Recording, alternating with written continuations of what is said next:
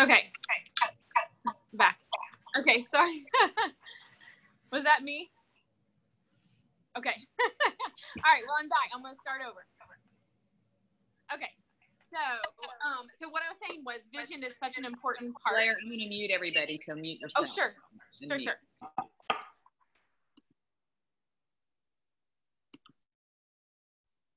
Okay, good. Okay, awesome. So I'm going to start over real quick.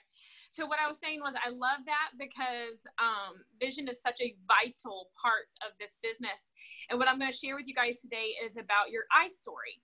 And what's so cool is that your I story is kind of the first glimpse to everyone else of what your vision is in Arbonne, just like a little taste of it.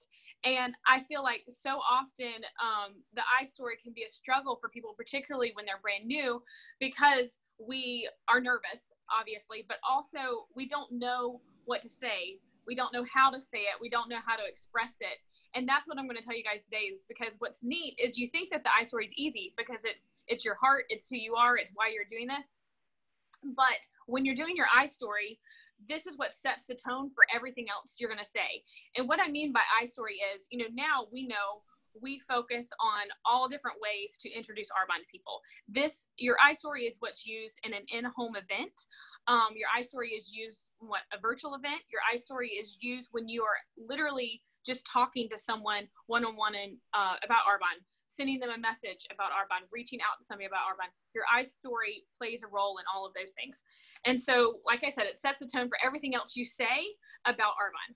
And it's your very first impression. And what we know, think about the first time you ever meet anybody, we all have first impressions.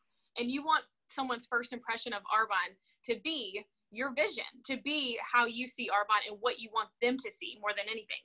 And it's our opportunity to connect with people. It's a way where we are relatable. It's a way where this person can see what Arbonne could be for them. It's just like the very first step in that process. And so the first thing you want to take note about is you want to make sure that you are genuinely interested in what Arbonne could be for them. Because so often when you think about an I story, you think you're making it all about yourself.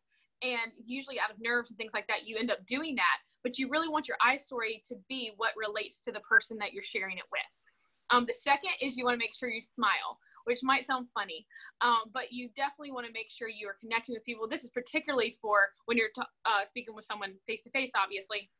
But I'm going to talk too about recording a video of your I story, but you want to make sure you smile.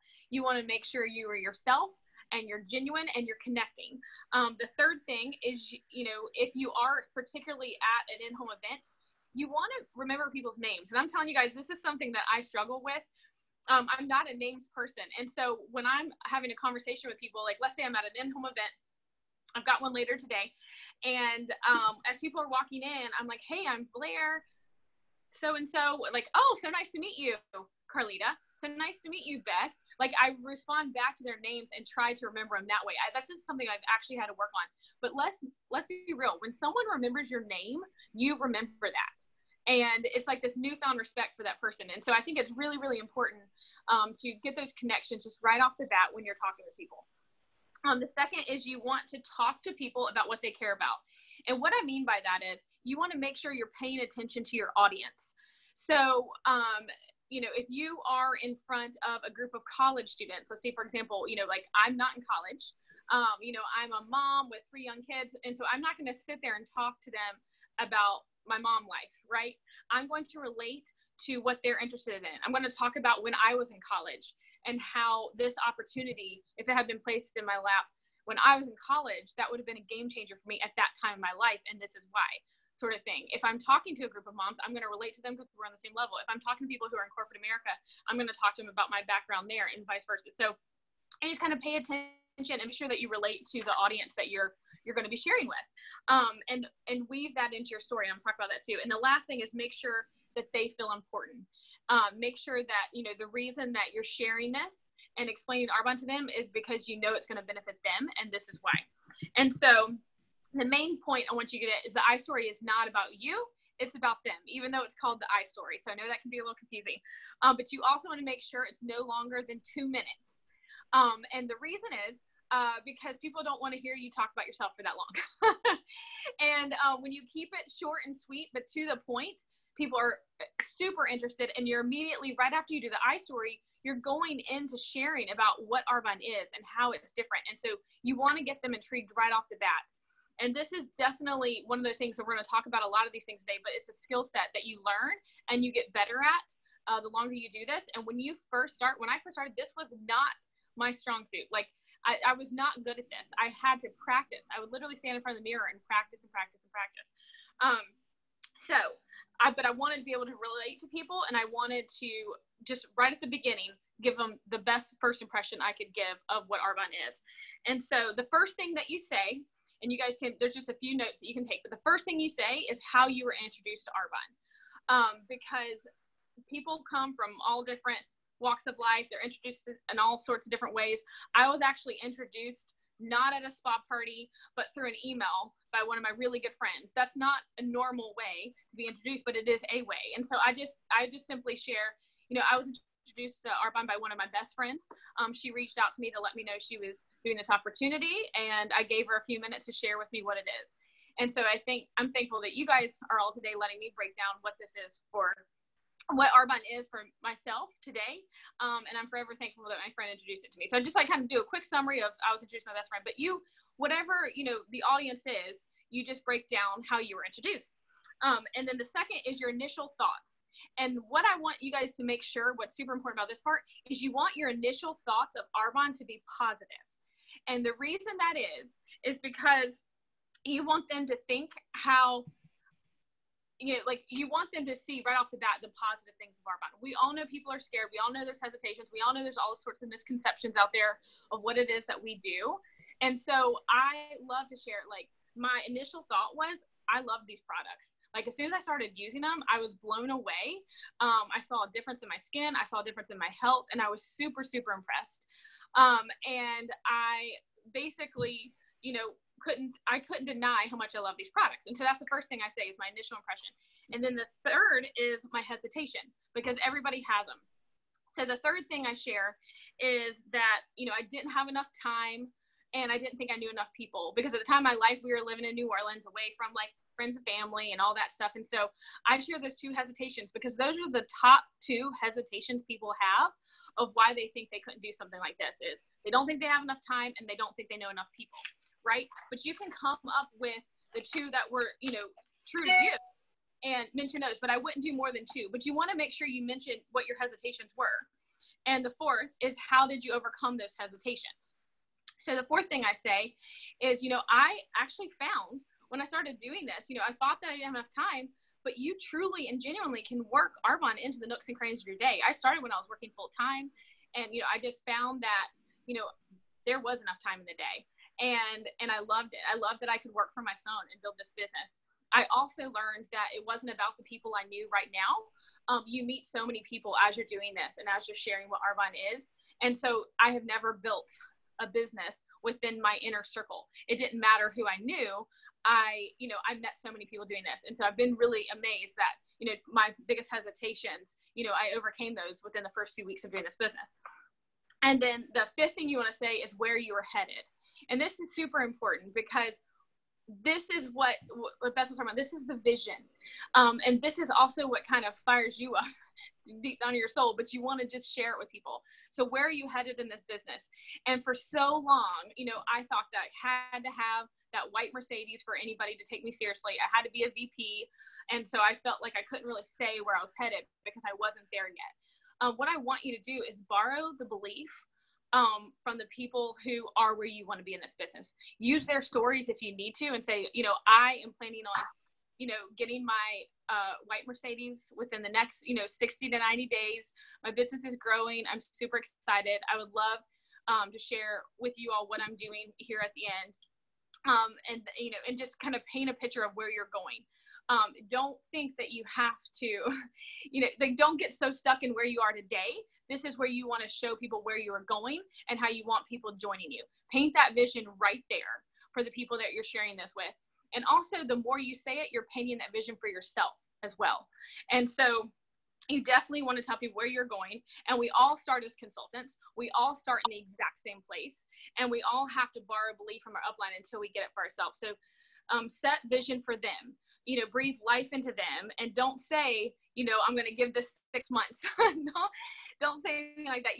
Be super positive, be super excited, because you have every reason to be. And that's where you want to paint that vision for everyone you're sharing this with, because you never know who's sitting in front of you, who you're going to be sending a video to, or who's going to be listening to this that needs you to paint this for them. They don't know something like this exists until you share it with them. And the iStory is your opportunity to, right off the bat, give them that impression, give them that interest. And so they're going to want to know more. And they're excited for the next part to learn about what Arbonne is. And so that's the whole point of the iStory. And we, the way to relate to people so often is to find something that you agree on. And so that's also how you kind of want to wrap up your iStory is, this is where you kind of get, this is a skill that you're going to learn. And this is something I wasn't good at the beginning, but I learned, I would, read the audience. I would try to get an idea of where they are, and I would find something to relate to on the end and paint that vision for where I think they would want to be in this business. So if it's like a group of moms that I feel like are struggling, wanting to stay at home, I would do that.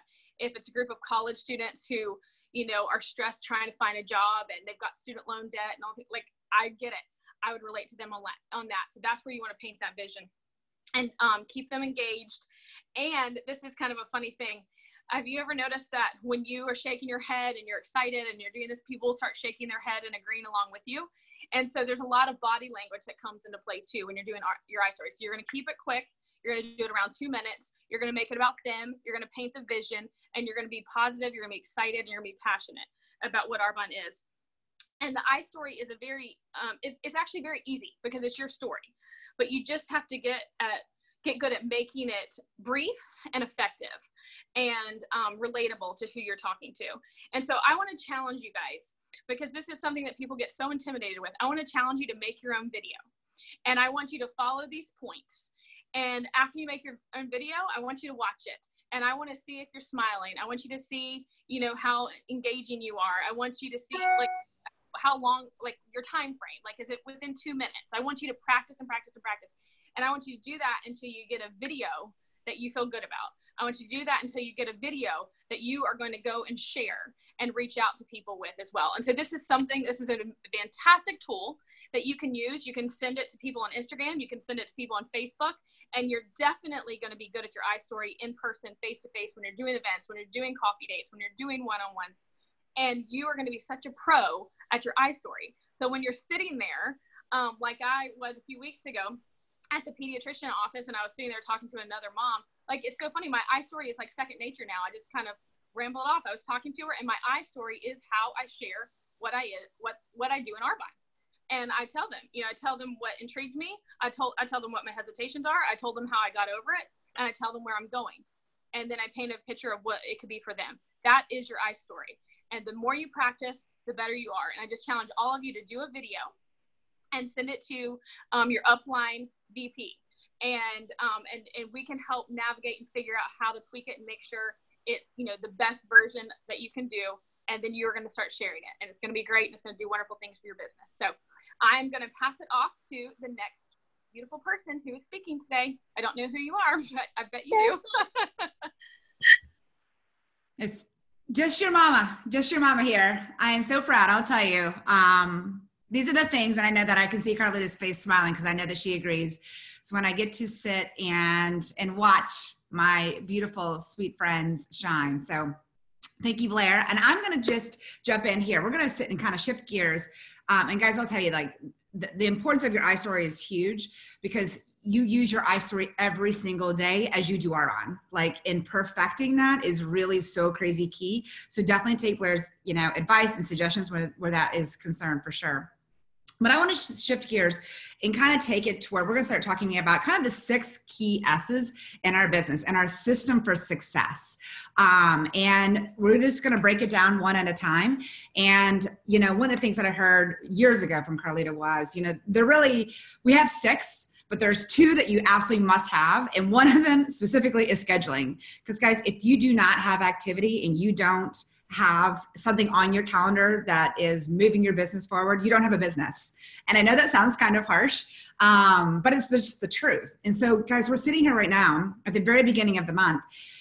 And if you're looking at your calendar, guys, we are independent consultants. We are independent business owners of our business. And if you're sitting there right now, looking at your calendar right now, and it does not reflect that you're in Arbonne as a business, like, you know, like your business is in business, guys, like today, when we get done with this, the number one thing that you need to do is get into activity and add, you know, and schedule something on your calendar. We can sit together and we can give you all the skills. And just like Beth said, you actually have to, and Benny said, you can take all the practicum and all the skills, but you actually have to put it into practice in order to create the business. And scheduling and activity is one of those things. Otherwise, we can all just sit and just learn really, we can be experts at Arbonne, but we will not be $1 million business owners if we don't take our expertise and all the things that we've learned and actually, you know, put it and do something with it. And so I want you to think about too, you know, so many times and historically in the past, you know, we've defined scheduling and activity very specifically. And what I love when I look at, this will be my 10th year later this year in Arbonne, which I will tell you, I love being able to say 10 years. Because it's an accomplishment. I mean, I have stayed for 10 years and worked and built this business. So no matter how many years you've been in Arbonne, I want you to be proud of every single day that you have continued to keep your ID number. But as you're sitting, you know, one of the things that I love watching is watching how our business in the last 10 years has transitioned and what activity, you know, when I defined activity 10 years ago is very different than when I define activity today and define scheduling. And I will be completely transparent. Historically, I think I have always sat and compartmentalized my Arbonne business for when I was doing an in-person group presentation. And that was a lid in the beginning of my business that I put on my business. And I didn't even realize that I was doing it. It was, you know, we wear all these hats. We wear a hat as, you know, a mom or a wife, or you might have a job or a couple of jobs, or you might be taking care of somebody else, you know, a sick parent, or we have all these hats. And then on top of it, we put our Arbonne hat on. Now, here's the thing. So as a wife, I don't ever just take my hat off to be a mom. Like the hat's still on. Like we wear multiple hats all the time. And sometimes when I'm being a mom, I don't take my wife hat off. Or if I am, you know, running, you know, my other business, be outside of Arbonne, I didn't, you know, I don't take my wife hat off. I'm all of a sudden not a wife. All of a sudden, we wear many hats, but guys, we wear many hats all the time. So I want you to put on your Arbonne hat all the time. And I don't want you to take it off for when you're not doing Arbonne. I mean, there's plenty of times you can take a break, don't get me wrong. But like, as far as like, you know, sleeping and things like that. But I mean, think about you do Arbonne as you do life. And when we talk about activity and scheduling, what that looks like on your calendar, I want you to do, you know, all the things. And all of the things is, number one, keeping your Arbonne hat on all the time. Do Arbonne as you do life. And I will tell you, it took me a while to understand like what actually that meant. But do Arbonne as you do life. And it isn't something that you do just when you're doing a group presentation. Like Arbonne is part of, it's what I do. It's not who I am, but it's still a big underlying current of everything that I do. And so keep your Arbonne hat on as you're out and you're doing life. Because guys, there are people all day long that need what we have. And sometimes we just need to put our little, you know, Arbonne ears on every single day and, you know, think in 3D and, you know, and listen in 3D to people's desires, dreams, and discontents. Because people tell us all day long that they need this business or they need our products or they need both. So listen in 3D every day, keep your Arbonne hat on every day, do Arbonne as you do life, but also to that, as you do that, it will naturally translate into other like concrete things that you see on your calendar, as far as in-person group presentations or doing virtual events or doing one-on-ones or meeting somebody for coffee or, you know, or social media. Guys, those are all of the things. We have all of these different vehicles that we get to use to build our business. And guys, I'll tell you, I'm great at doing in-person presentations. I'll be honest. Like I can do those. They're my jam. I love people. I love face-to-face. I love the belly-to-belly. But, and you know, virtual events, are very uncomfortable. I mean, as you know, and this isn't even an age thing, but it's just putting yourself out there. It's just not comfortable. And so, you know, but when I did my very first group presentation in person, it was uncomfortable. And even though it was 10 years ago, I have to remember how uncomfortable that was at that point, and understanding that as I'm learning new skill sets, it's still I got to go back to getting uncomfortable again. And I love, you know what, here's the thing. The second you're uncomfortable, you're growing. So if it feels uncomfortable for you to build on social media, if it feels uncomfortable for you to do a virtual event, just know that's growth. And it's not meant to be comfortable. When you very first started your Arbonne business, you first got an ID number, it was uncomfortable. It was like, I mean, I wore turtlenecks to every event because I would get such bad hives all over me. Like I needed to cover myself up. I was so nervous. Like I have to remember that nervous feeling. And just because I feel like I'm good at what I do in Arbonne today, it doesn't necessarily, I mean, I can still grow, and school is never out for the leader. And I know that's why everybody's watching, because you want to grow. So, I mean, embrace what we do and figure out how through your scheduling and through your activity that you're putting, guys, this is the goal.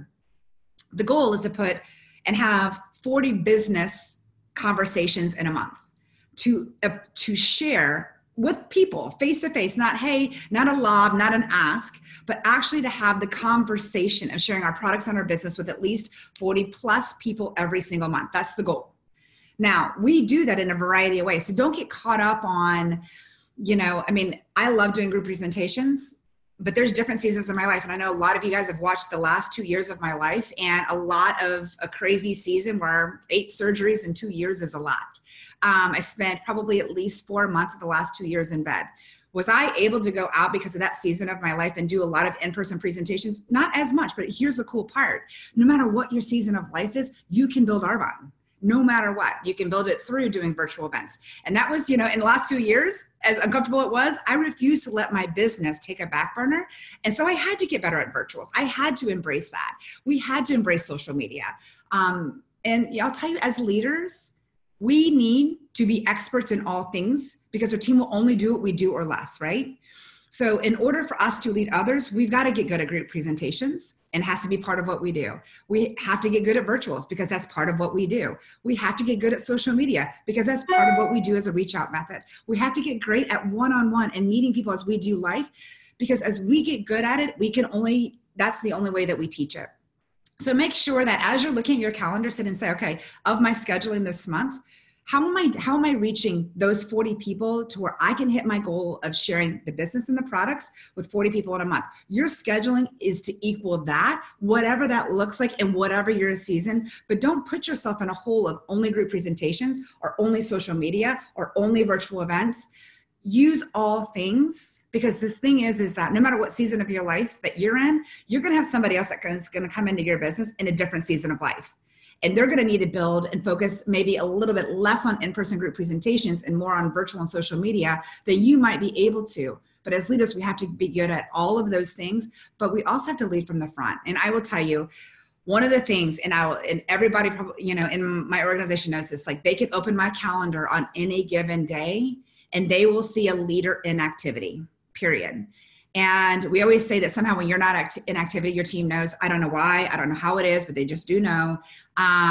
But it's making sure that, number one, you're always leading from the front and you have the activity on your calendar, because the only way your business is going to move forward and for you to have those 40 conversations is with activity. So first and foremost, take a hard look at your calendar right this moment. And if you don't like what your calendar says, only you have the ability to do something about it.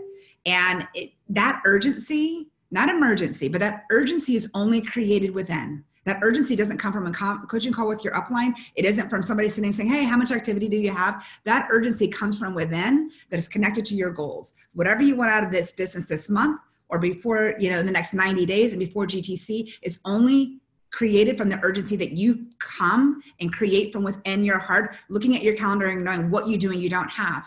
And take a look at your life. One of the things that I love that Carlita taught me very early in the beginning of my business was, plug in your faith, plug in your family, plug in your other obligations when it comes to, non-negotiable things like your job or maybe things that are with your children that are non-negotiable, but plug in your Arbonne with just as much as importance.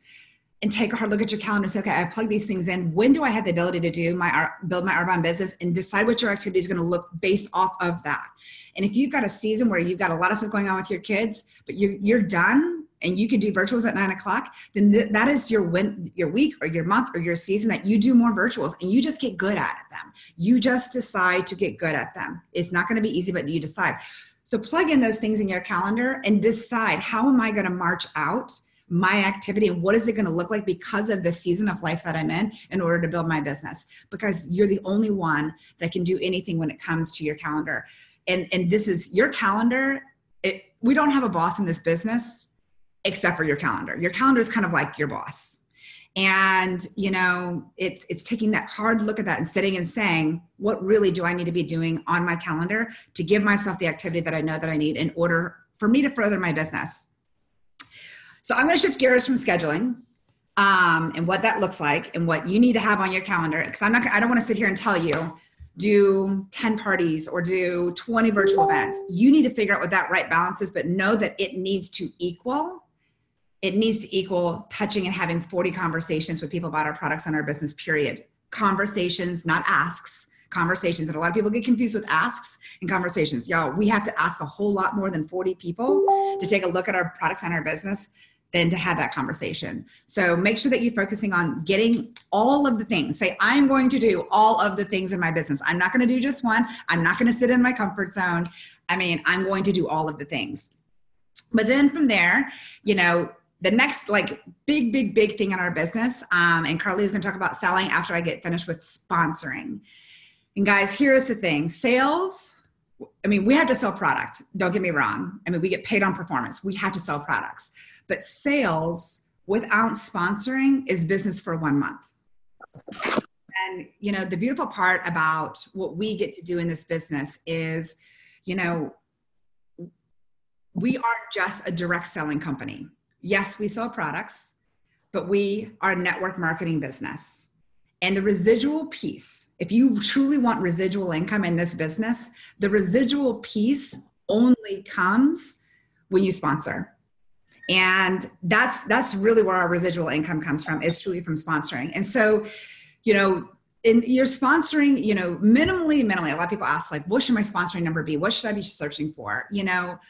A business that has some stability, in my opinion, is your sponsoring number. And this is, when I'm talking about sponsoring, I'm talking obviously sponsoring preferred clients and consultants. So ICs and PCs, both. With at least a 150 order. Y'all, don't sign up people without bought. Don't sign up people for a membership. Sign people up to get with product. But, your sponsoring needs to minimally equal your volume. And this is a good indicator of taking a hard look at your own business. And sometimes we just need to get really real with what's real in our business. And that sponsoring number is a big indicator on what's really real, what's going on in your business is your sponsoring number. There's a lot of times we can look at sales numbers and we can look at success line numbers and we can be like, I'm good. Everything's great. Or we can take a really hard look at that sponsoring number. And that sponsoring number to me is way more telling than any volume number ever.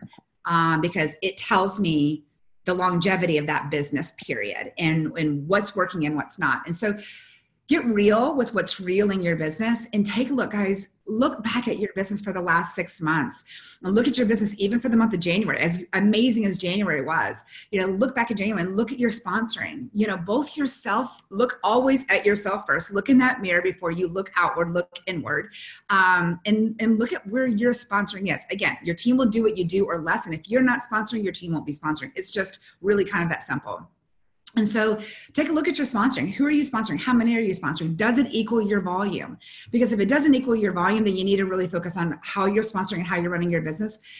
And if your sponsoring doesn't equal your sales, your business, and in your heart, and I don't even have to tell this to you out loud, your business is struggling and you're working hard with sales and servicing your existing clients for the work that you've already done in order to keep your business going versus putting your business on a growth pattern. And so take a hard look at that sponsoring number. A growing business, your sponsoring should be 1.5 to 2 times your volume. So think about that. So if you're doing, say, 10,000 a month, or say you're personally doing, say you do 5,000 a month, you sponsor at least 5 people is a sustaining business. It's just, it's on course, but you sponsoring 8 to 10 people is growth. So make sure that you're looking at that. But also too, I want to break it down one more level when it comes to sponsoring. I want you to take a hard look at who you're sponsoring. Preferred client, we need both. Do not get me wrong. We need people to buy our products, 100%. But our best product users are our consultants, right? But so I want you to take a hard look at your preferred clients. So I'm going to break out preferred clients versus independent consultants really quickly here. Number one, preferred clients are the loyalty piece of your business. They are the people that, honestly, if I was looking at, for example, I'm at the mall and there's Banana Republic and there's Ann Taylor, and I have a coupon to Banana Republic, I'm going to go into Banana Republic first. It's just that simple.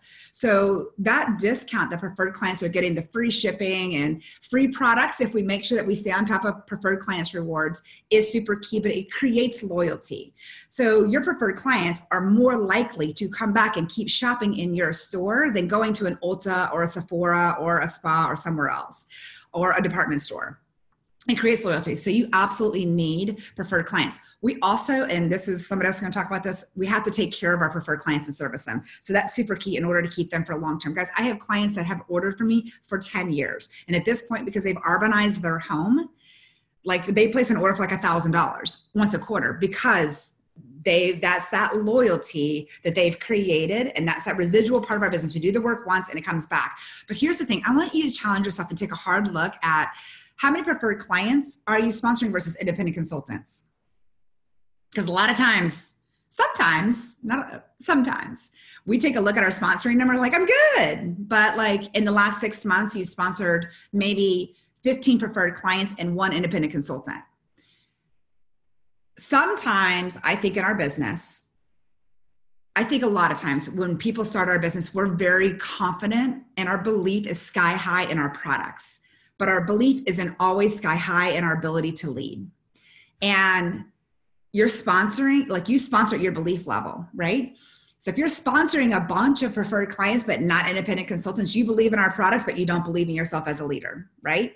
And so if that's, I want you to take a hard look. And if that's where you're sitting at, that you're sponsoring tons and tons and tons of preferred clients, but not independent consultants, then that's when, again, that you need to take that hard look in the mirror and have that conversation with your upline VP. And one of my very favorite books that I have been like recommending like crazy that I absolutely love, if this is where you're sitting, is this book right here, A Leader in the Mirror. Joel Parker wrote it. It's like, I'm like underlining and underlining and underlining it. So it's A Leader in the Mirror.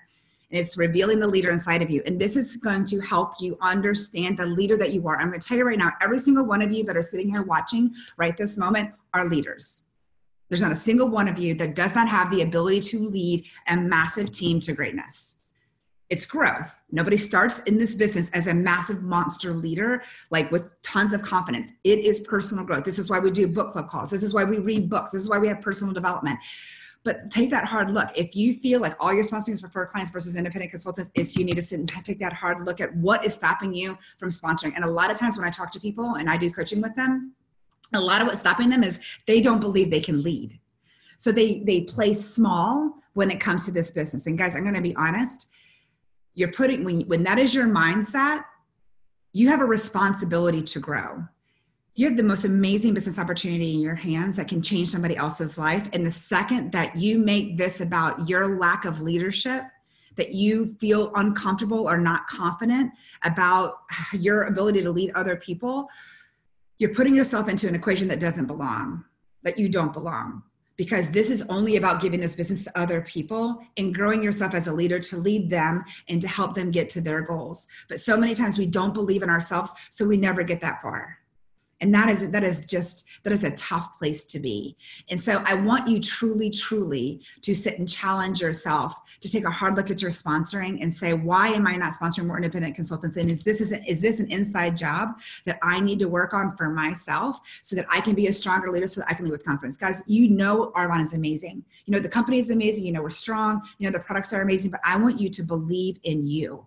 And I want you to understand the greatness that's inside of you and the leader that's inside of you that this world needs. Guys, they need us so badly to show up and not just change their lives with our products, but they need us to show up and change their lives with this business. And that's what your sponsoring does. And just like Blair said, talking about, having a really strong I story, because I want you to take that I story and take it as you do life and sponsor people as you do life. Because there's people everywhere that need what we have, and don't compartmentalize your Arbonne business to just a virtual, or just when like the 5 minutes you post on social media, or just when you're doing a group presentation.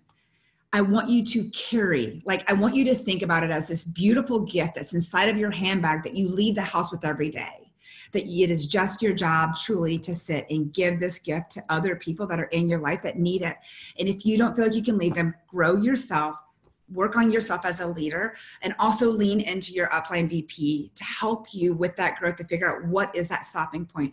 But sponsoring is crazy key to this business. And sponsoring, guys, your gap from where you're at right this second and your goal, what you want to accomplish, whether that's region by GTC, region by the end of the year, or whatever it is, or nation by the end of the year with us in Maui, your gap is people. Your gap is people. So to get through the gap, it's just getting better at sponsoring and figure out why you're not sponsoring. And if it's an inside job, it's working on that. And sometimes we just need to open our mouths and ask and not be feared. Don't be afraid. So that's a few things on sponsoring, and I'm going to pass it over to Miss Carlita to talk about selling.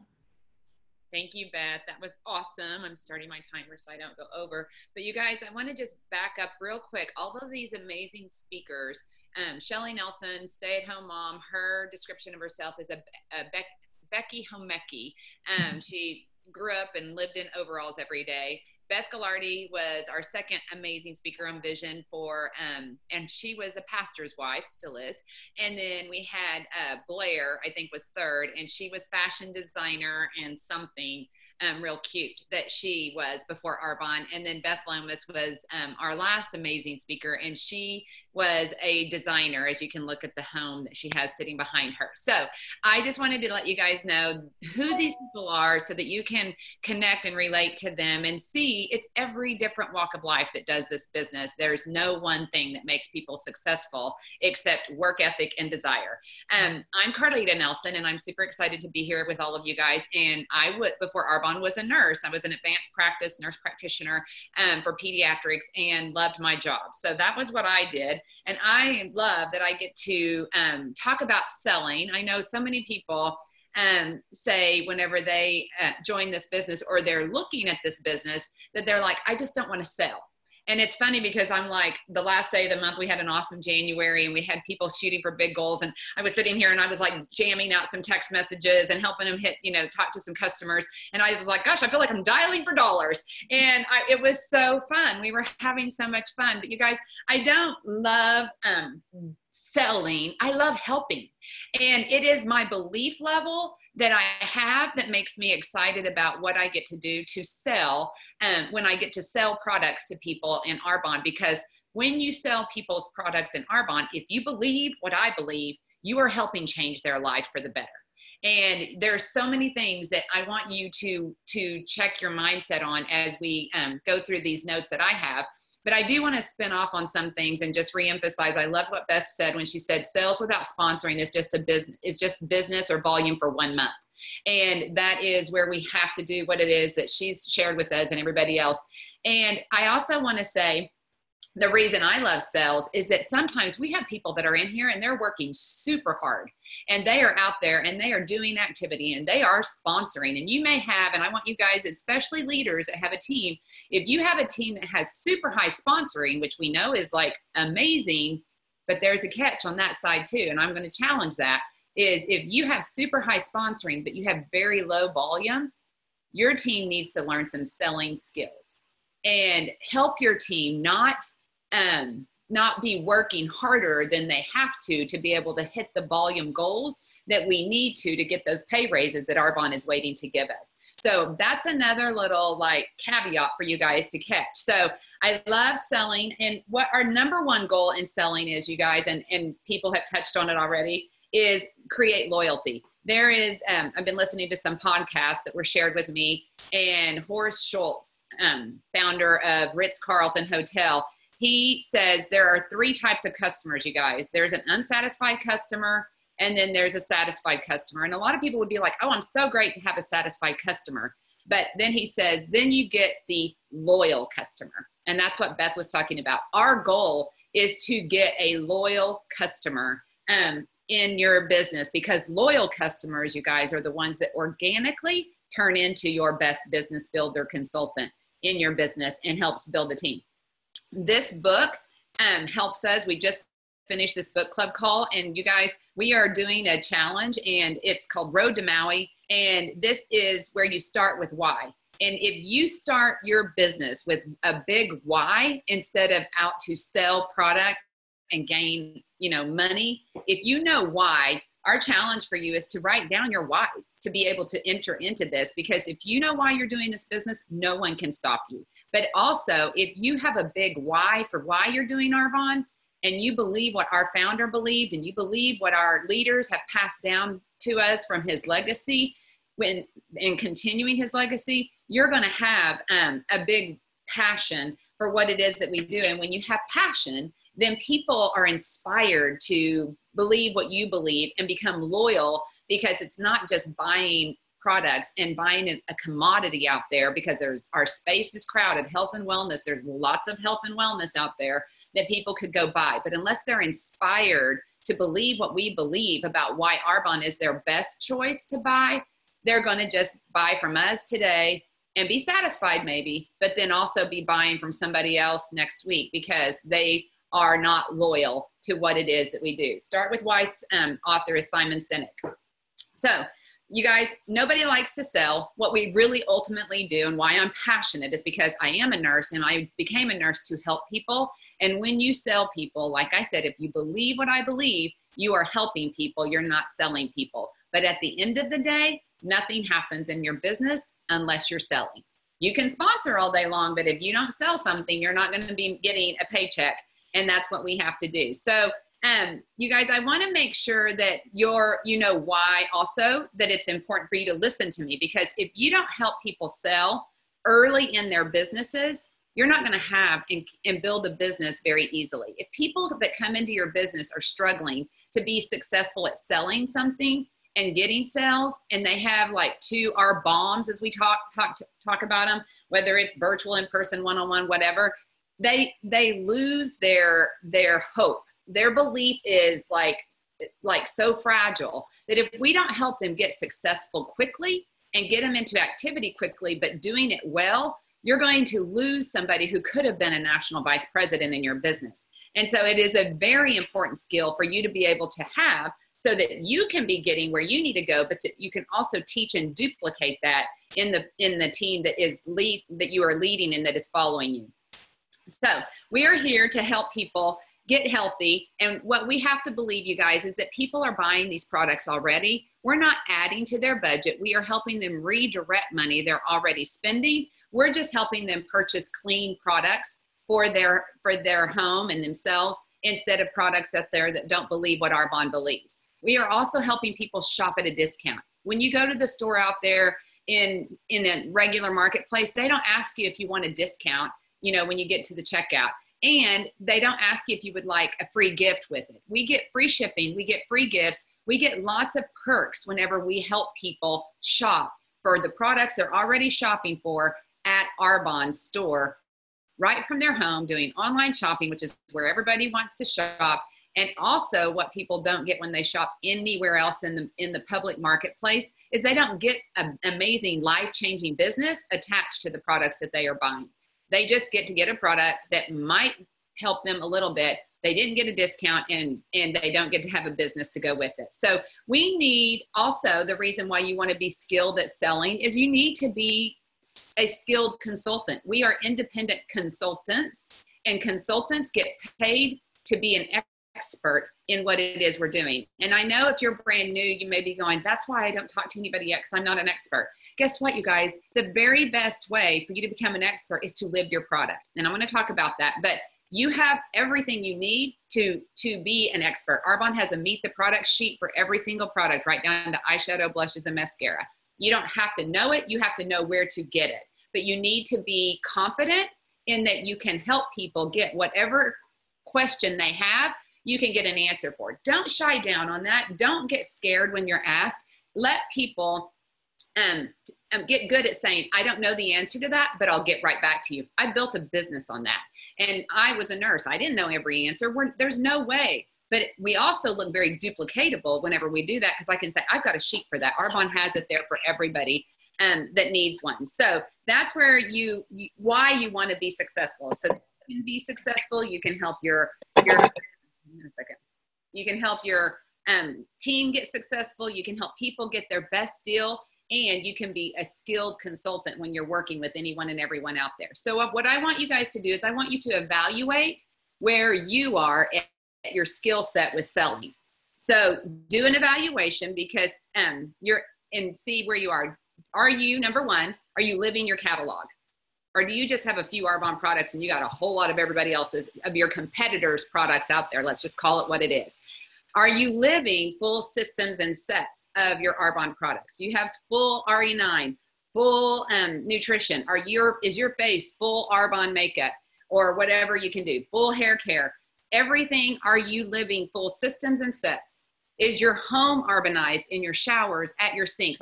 Everybody has people in their homes. Can they walk in any area of your house and see only Arbonne everywhere they go? Or do they see your competitors' products sitting at places in your home? I'm not asking anybody to spend money they don't have, but if you, as soon as you can replace something or you run out of something, don't buy from your competitor. That's not smart. Use your brain and buy from your own store that you get a discount on. And then the other evaluation question I always like to ask is, would your purse pass a test? We always say, if I went and started rummaging through your purse, would I find anybody else's products in there but Arbonne? And are you selling? Next question is, are you selling 2,500 consistently in personal qualifying volume? This is an evaluation for you. How am I doing? Am I hitting my own $2,500 building block every single month? Because we build regions and nations on $2,500 building blocks. And if I am doing it, I can teach my team how to do it as well. The other thing I want you to ask yourself is, when you are selling to people out there, are you selling systems and sets of our products? Because we know that's the biggest, best, smartest, most efficient and effective way to sell and get people results. Or are you selling a bunch of onesie twosies? Do you sell a a cleanser and a serum or an eye cream? Or do you sell a protein and a fizz? Oh, do you sell the Digestion Plus? Or do you sell an ASVP of skincare and an ASVP of nutrition and sets of the other products that we have? Those are all just evaluation questions for you to see, how am I doing and where do I need to work to grow? If you need to grow, growth starts with belief, you guys. If you believe what I believe, you'll be able to passionately go out there and inspire other people to believe with you. It all boils down to belief. And the way you believe yourself, the easiest fix and fastest fix for that is to do that Arbonizing yourself as soon as you possibly can. And it is to educate yourself, you guys. We have all kinds of product video trainings from Arbonne. I love these books right here. If you guys read these books, you automatically become a smarter consultant. And they're not thick. They're not like manuals that I had to read and know and study to be able to get a college degree. You can get an Arbonne Health and Wellness degree pretty easy if you just use the resources that they give you. But you need to be able to have that knowledge and training that you can get your fingers on, and then be confident that what we do is so smart in Arbonne because of how we do it. So here are your tips for selling. And let me see how I'm doing. I don't know where I'm at. Sorry, my timer quit, but I'm hurrying. Here's your tips for selling, you guys.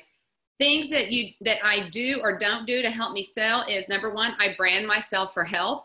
I work very hard every day to make sure, for whoever is watching me, I pass the celery test that we learned about in this book club call, that I am a walking billboard for what I believe and what I do in my business. I am working to become health and wellness. If you're new and you're not at your health goals yet, that's okay. All you have to do is share your excitement that you have found a vehicle and a path to be able to get healthy and to reach your health and wellness goals, and that it's through Arbonne.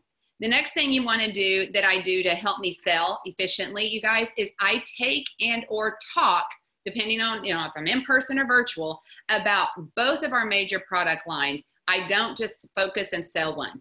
I may not be sitting in front of somebody who believes what I believe. If they are not passionate about health and wellness and nutrition products, and that's all I'm talking about, I'm going to get 0 sales. If I shared that I have a skincare line, they may end up buying, and then I can introduce them to my nutrition line. But I have to talk and share both in order to be able to capture those people that are sitting in front of me. The other thing I always do, no matter if I'm doing where I'm doing a presentation, is I ask this question. I ask, if you could change 1 or 2 things about how you look and or feel inside or out, what would they be? Because if I haven't been with that person and I don't know that person, or I haven't been in a conversation with that person to hear them say, I need Arbonne, and tell me how they need it and what they wish they could change, I have to ask. So at every presentation I do, I have people either write in a chat or tell me around a room, what would you change if you thought you could? Because I'm here to give you hope that you can. And I start speaking life into that. The other thing is, like I've already talked about, I lead them to, and I only talk about systems and sets of products, you guys. I do not talk onesie twosies. Whenever I ask what one or two things would you change, people go, oh, I wish I didn't have these lines around my eyes. I absolutely do not say, oh, well then you're going to love my eye cream. I sit there and I hover over my RE9 set and I'm like, you're going to love this set because it's going to take care of that for you. And I talk systems and sets. People even ask me at the end of a presentation, can I buy a single product? Because all I've shown them are my ASVPs. And I'm like, yes, you can, but tell me what you're thinking. And then as a consultant, I know their best deal is for me to guide them back to an ASVP and get them back on a whole system or set. If they tell me they can't afford that, then I pull out, and I only do it if they tell me they can't do my full system and set. I do pull out my I want the best deal close sheet that has other package options that are smaller, but at the very top of that package offer is still my ASVP, because I'm going to show them a lower price point, but I'm going to also compare it to the value that they get in an ASVP at 40% off versus buying these smaller packages at a 20% off or whatever. So I'm going to do the ASVP. I'm going to go to the best deal if I have to, but I'm going to back them up to this is the best value still is the full ASVP. If I can't get them to do a full ASVP, you guys, and maybe they have pieces of it, I'm going to then go for a $250 order, because a $250 order gives them free shipping and a free gift where they start, and sets them up for the rewards for the next free gift. I'm talking PCs here. If they can't do a $250, I'm going to do a $150 order. And like Beth said, I don't sign them up if they don't do a $150 order, because there's no value in it for them and they're wasting their value. And so that's where we go down the line, but keep working back up that funnel back to the ASVP, you guys, because sets get results. They save people money. They don't cost them more money. It's your job as a consultant to know that. And when people get results, they stop looking and shopping somewhere else, and you have now created loyalty. And when you have loyalty and you prevent cosmetic graveyards, you have people that then organically become consultants. The last thing I do is I listen for that I need Arbonne, and I don't force them to go in my direction. Like I said, I let them, everybody is out there, you guys, and they are buying solutions to their problems. If I try to make my solution a problem that doesn't match their problem, they're not going to buy from me. So listen for the I need Arbonne. People will scream it. I mean, my head just hears it all day long, which is why I'm constantly talking to people about Arbonne. And you can have somebody help you know how to do that. You guys, when you sell both sets equally, consultants that do that make 3 times the commission that other consultants that sell one or the other of those sets. Sell all. Get people in where they are, meet them where they are, but then open the doors to your mall of products and help them realize it's smart for them to use their discount and maximize their membership benefits to shop Arbonne for their home and their family, not just for the product line that they got. Last things real quick, what I don't do, you guys, is I don't set myself up to fail. I never tell a host to tell their people, leave your wallets at home. I want them buying because it's best for them. I believe that I'm helping them, not selling them. So, I know that they're already spending money on these products. I don't talk about the single products like we talked about. Also, I tell people don't mass invite to anything, virtual or in person for me. I want you to help me think about people that you know are going to care about what it is we're sharing with them for their health and wellness goals. And those are the people I want to talk to and help you help. And then I don't sell the onesie twosies, like I said. I think I already said that. I never pull out a catalog, you guys. People have to ask me if I have a catalog because I'm selling a close sheet that has my ASVPs on it. They're going to have to ask me if they want something else, and I'll help them working up and down the funnel. And the last thing I do is I don't apologize for price. I don't think we're expensive, you guys. What we have is a gift. And what that gift does is, and what we're supposed to do with that gift is first receive that gift for ourselves so that we can use it to help other people, you guys, because this business and this journey is so much bigger than you. And what I know to be true is that being sick is expensive and that it robs you of the life that you were intended to have. Arbonne is not expensive. Being sick is expensive. Health is priceless. And I hope this helps all of you, and I'm turning it to the next one. Hello, everyone. I'm Tammy Clinton. And before Arbonne, I actually worked in corporate as a human resource director. And I chose Arbonne 15 years ago, one of the best decisions. My goal for 2019 is to promote out 10 regional vice presidents in our team, in our nation, and also promote out 2 new national vice presidents in our nation.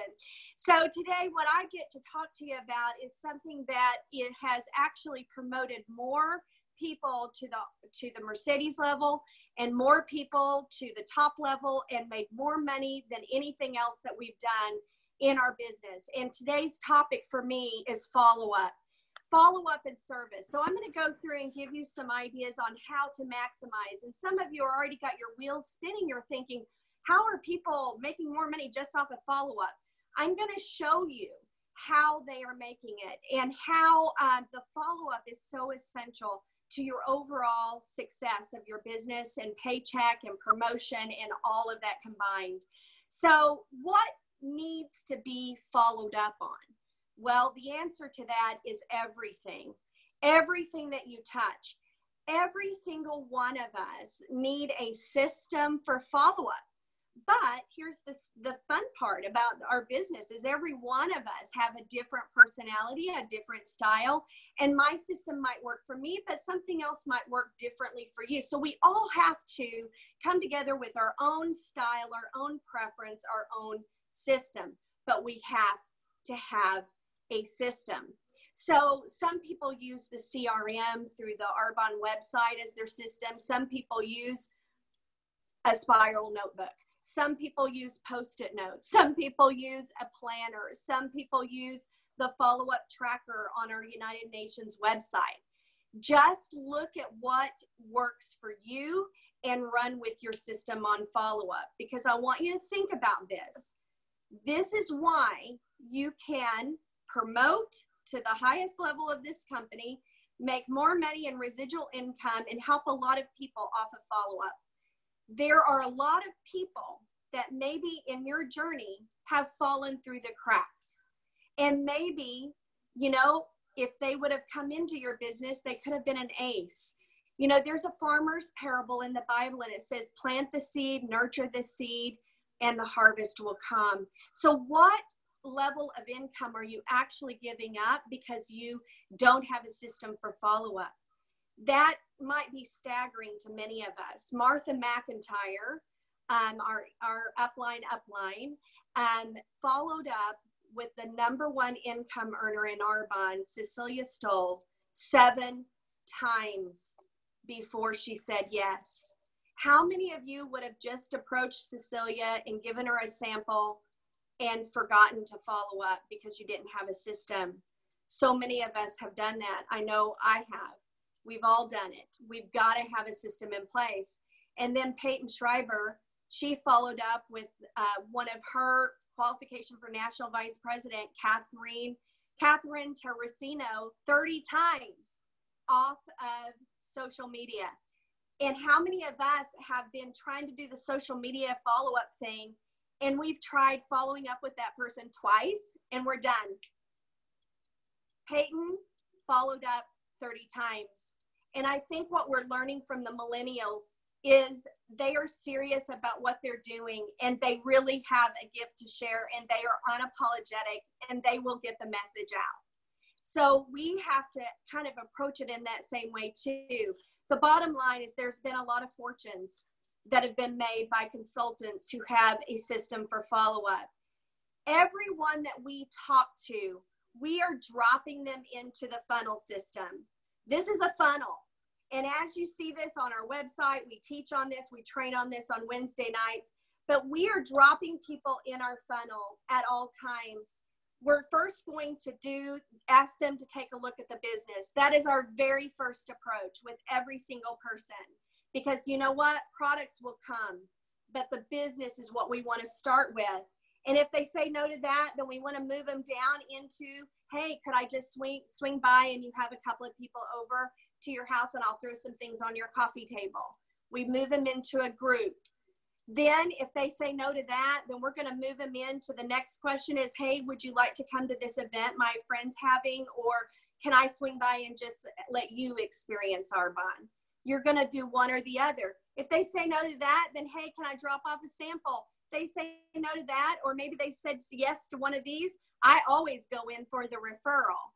And the referral, guys, I never say the word referral. Lauren Fisher, mwah, thank you. You never say the word referral. Instead, you are going to want to say, hey, I am doing a gifting program and I would love to gift 10 of your friends and family with a facial. Who would you like for me to do that with? And then you'll gather those names. I can walk away from one group event with 30 to 40 referrals. And what does that do? That activity is going to breed activity, and it's going to help me to continue the funnel process with those people. So as you can see, you're going to circle those people. This is not ending. You're going to circle those people over and over. If you think you're going to be too pushy, you won't be, because it's pushy people that don't know they're pushy that's pushy. So it's our job, guys, to consult them with our options. So I am a breakdown kind of girl, and I certainly am a numbers girl. So I want to kind of give you 7 areas of your business that you really need to pay close attention to for follow-up. Now, I'm going to go through these 7 fast, and then I'll break down the 7. The first is new consultants on your team. The second is prospects that you do a take a look with or take them to an event. Or the third is someone you've done a one-on-one with. The fourth is someone that you've done a group presentation with. Maybe they were attendee, host, that sort of thing. The fifth is social media. The sixth is preferred clients. And the 7th is past, inactive consultants and PCs. Don't we forget about them. Those can be big ones for your business, let me tell you. Let's start from the top. Number 1, new consultants.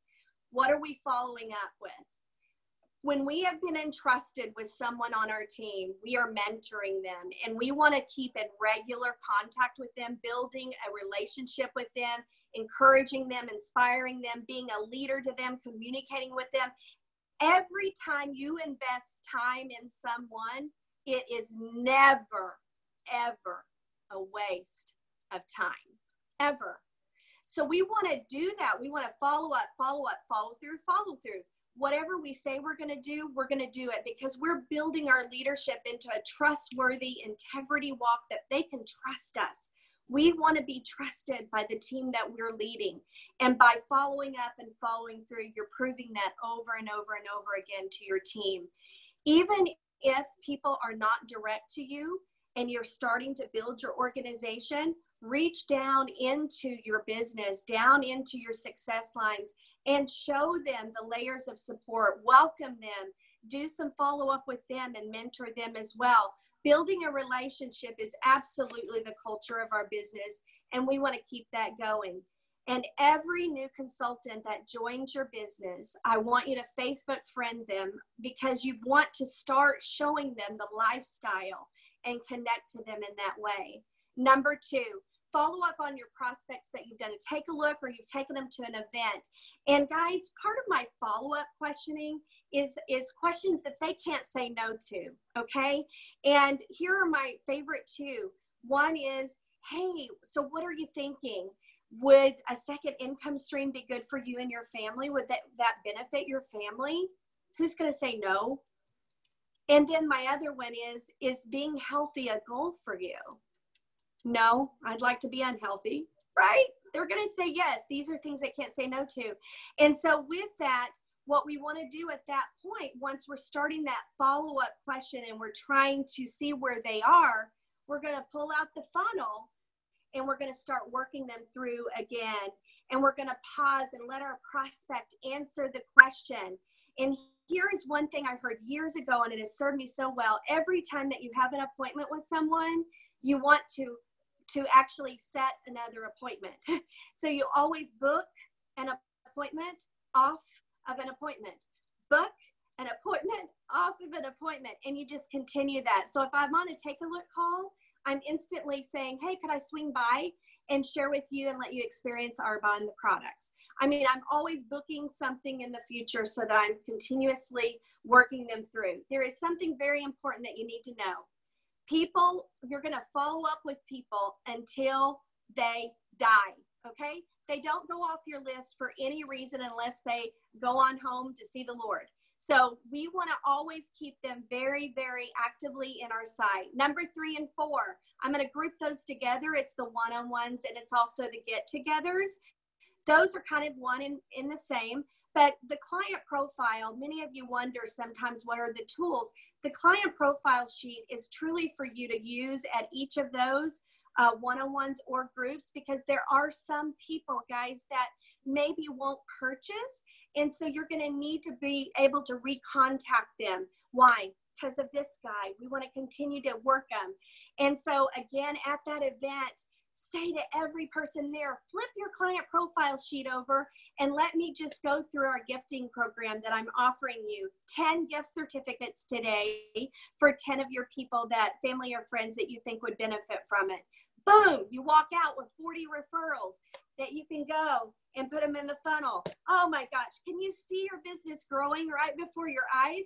This is called networking your network. You will never run out of people if you will continue that process. But the referrals that you get for those gift certificates require immediate follow-up and follow-through to book.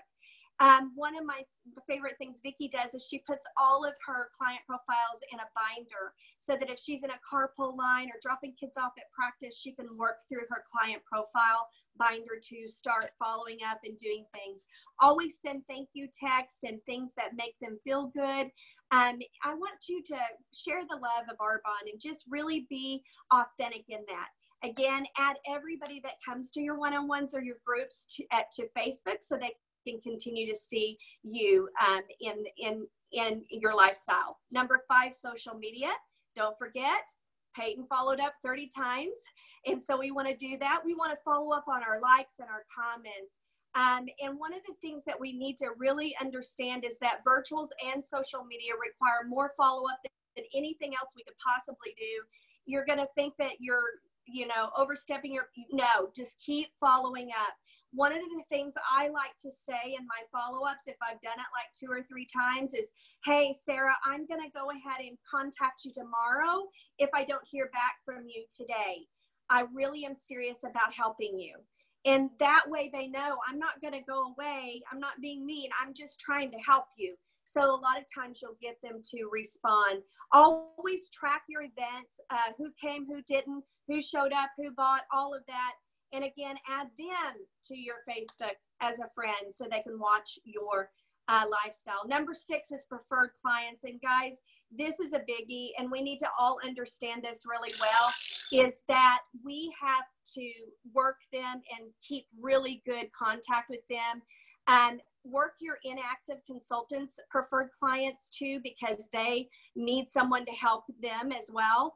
And send them thank you notes, birthday cards, put them on a text blast, create a Facebook VIP group that you can do your sales and so forth.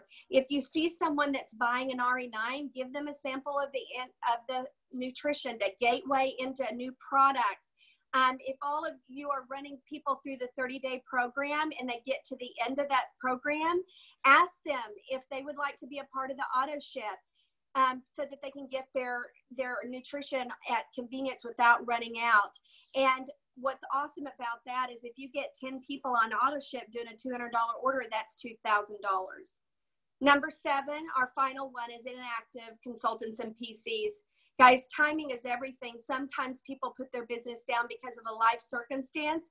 We need to be grace givers, like Shelly said, and don't ever take them off your list. Even if they don't renew, you go back, you continue to keep that relationship. Have conversations with them and say, oh my gosh, there's so much happening in Arbonne. Would you be willing to just take another peek at Arbonne? It'll just take 20 minutes. We can hop on Facebook Messenger video chat, and I can share all of the exciting things, because most people who have been a part of Arbonne, they think about it all the time and they want to come back, but they don't have the courage to. And sometimes they just need an invitation to come home. So as we wrap up, I just want you to see activity is breeding activity. It's all about not being a not now. People are watching you. Keep planting your seeds. Your harvest is coming. And at the end of the day, be an Arbonne lifer, so everybody that has watched you can come back to you and say yes. Guys, the best is yet to come. I love each and every one of you, and thank you for this amazing day.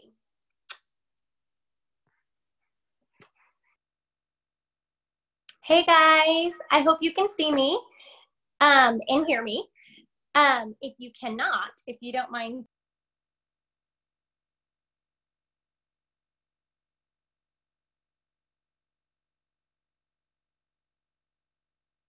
You just muted yourself, Sherry. All right, am I good now? All right, sorry about that. All right, well, I am excited and nervous at the same time, because I'm like, I gotta stick to my timer. So I'm really gonna try to stick to my timer and give you guys a bunch of info that could hopefully help you as well. And I was so grateful when I got this topic, because it is literally makes me want to cry, because I think this is probably one of the things that I'm the most grateful for about my Arbonne business, is that I have learned how to grow, and I have learned how to self-develop, and I am still on a journey. And it doesn't mean that when you become a national vice president, then you stop self-developing. And honestly, in 2018, my word that I chose for the year was transformed.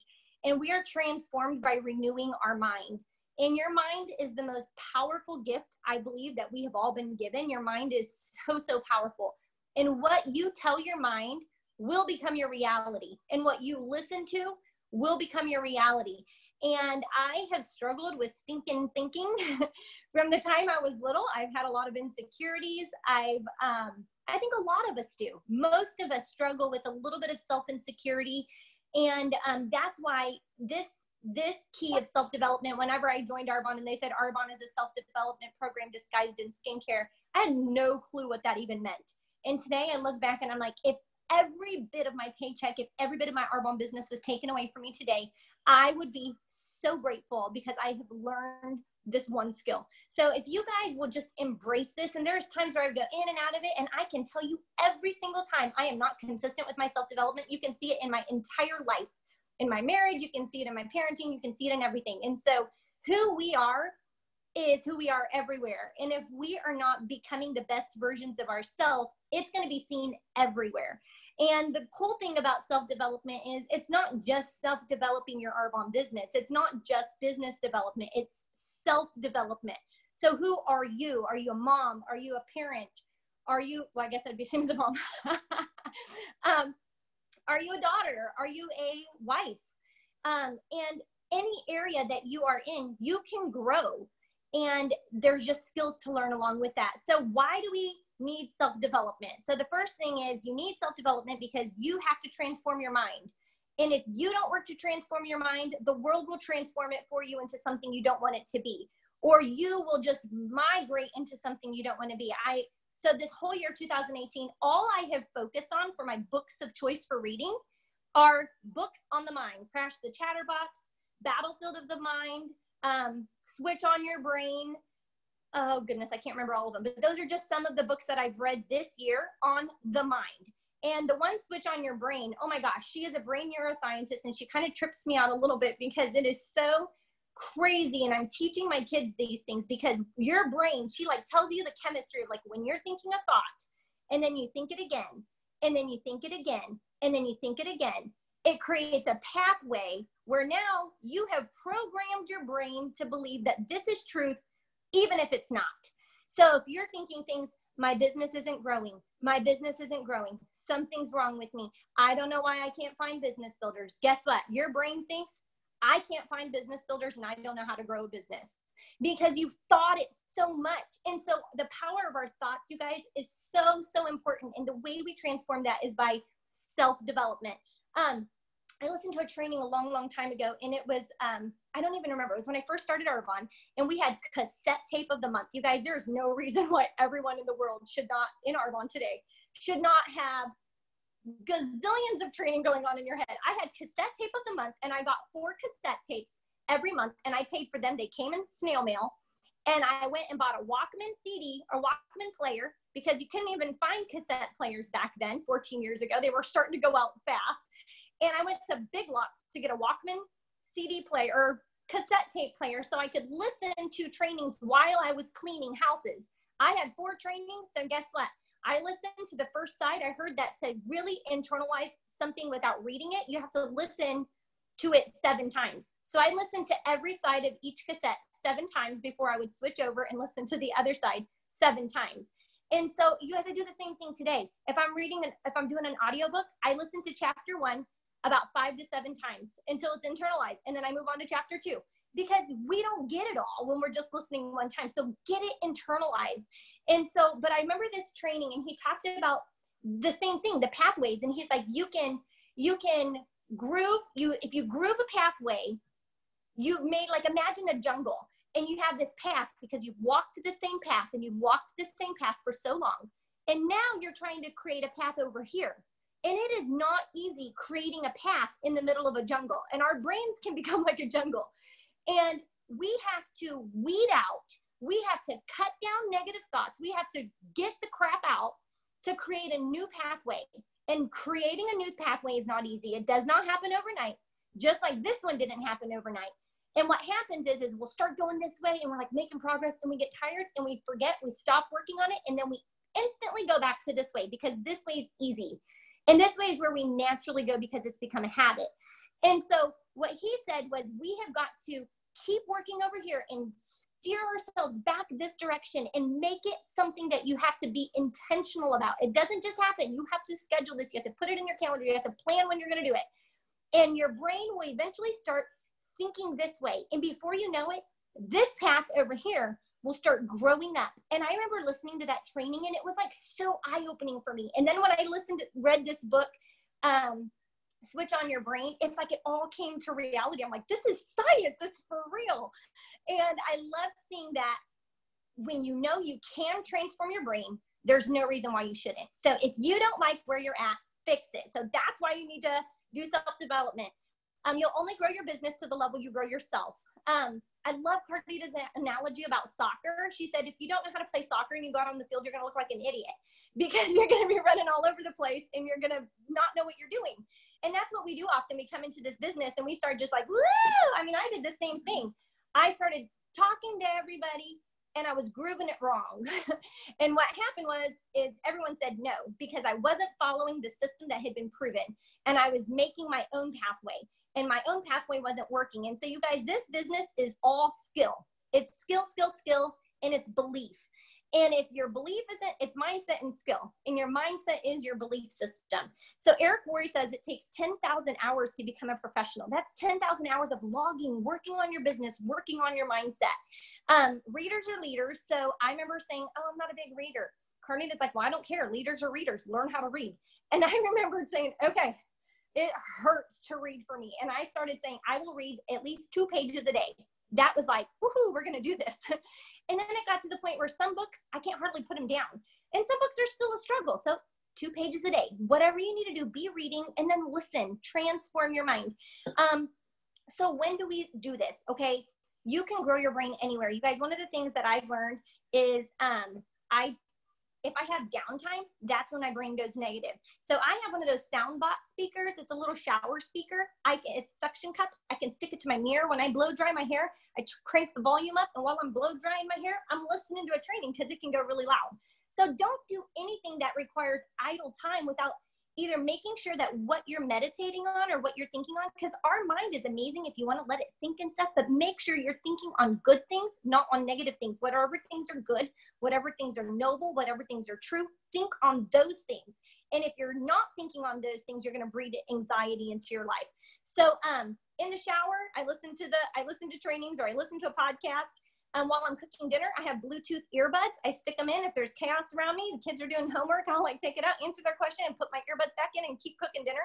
Figure out where you're going to do it. I have 4 kids. You can do it. You just have to be intentional about it. And everybody has nooks and crannies. So if you're not self-developing, it's just not a priority. And that's just what I've discovered. There are places. So what do you listen to? You guys, I would save this training right here and go back and listen to it over and over, because you have every skill that you have been given for success in this business is right here. And I would listen to it 7 times each skill and get it down pat. And so when I think of like, where am I growing? My mindset had gone to crap. And that's why I was like transformed. I'm changing my mindset. I'm speaking life into myself. One of the other things I did to transform my mind was speaking affirmations, because I can speak life into everybody else, but I speak death to me. And I don't know why we do that to ourselves. I don't know if anyone else is like me, but I have to be so intentional about seeing the good in myself. And I write down the good things that other people say about me, and I tell it to me. And I start slowly believing it, like maybe that is who I am. But sometimes I have to be reminded a whole lot. So remember what others have said about you that's good. Write it down and speak it back to yourself and say, I am kind. I am servant-hearted. And speak life into yourself. I have a heart of gold that wants to make a difference in this world. Speak life to yourself. And it's true, because it'll make you cry. All right. Where can you find trainings? You guys, any skill you can imagine. Carlita Nelson's YouTube page, oh my gosh, you will be blown away with trainings. Where else can you self-develop? The book club. You guys, you have to be a part of the book club. That is where I learn to understand what I'm reading, because sometimes I'm slow, and Carlita can teach it to me better than anybody else. And she relates it to our business and our life. She's just so good at it. If you're not on the book clubs, get on the book clubs. And they're recorded, so you can even go back and listen to old ones. Go through a whole nother book while you're still doing the same one. Do whatever you need to do to just keep your mind full of good things. Every single day, we need to be growing our belief. We grow our belief by listening to Discover Arbonnes of other people and think, if they did it, maybe I can do it too.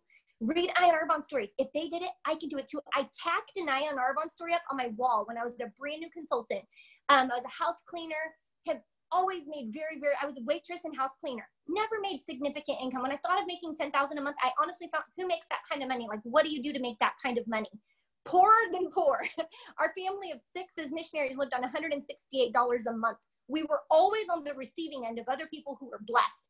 I couldn't fathom looking at Carlita's story. I'm like, of course she's successful. She's a nurse practitioner. She lives in the subdivision. I found a story that related to me, and I thought, if she could do it, maybe I could do it too. Single mom living in a basement. Find a story and tell yourself, if they can do it, I can do it too. Or put up a picture of a whole bunch of Mercedes Benz and tell yourself, if they can do it, I can do it too. But what you tell yourself is what's going to be your reality. We're going to need to hurry. So ask yourself, where do I most need to grow? And what is the most important skill I need to work on? You guys, it's skill. Don't just be random with your self-growth. If you are not good at sponsoring, you guys, that is one of the most important skills. Your belief will lead to sponsoring. So build your belief by listening to DAs.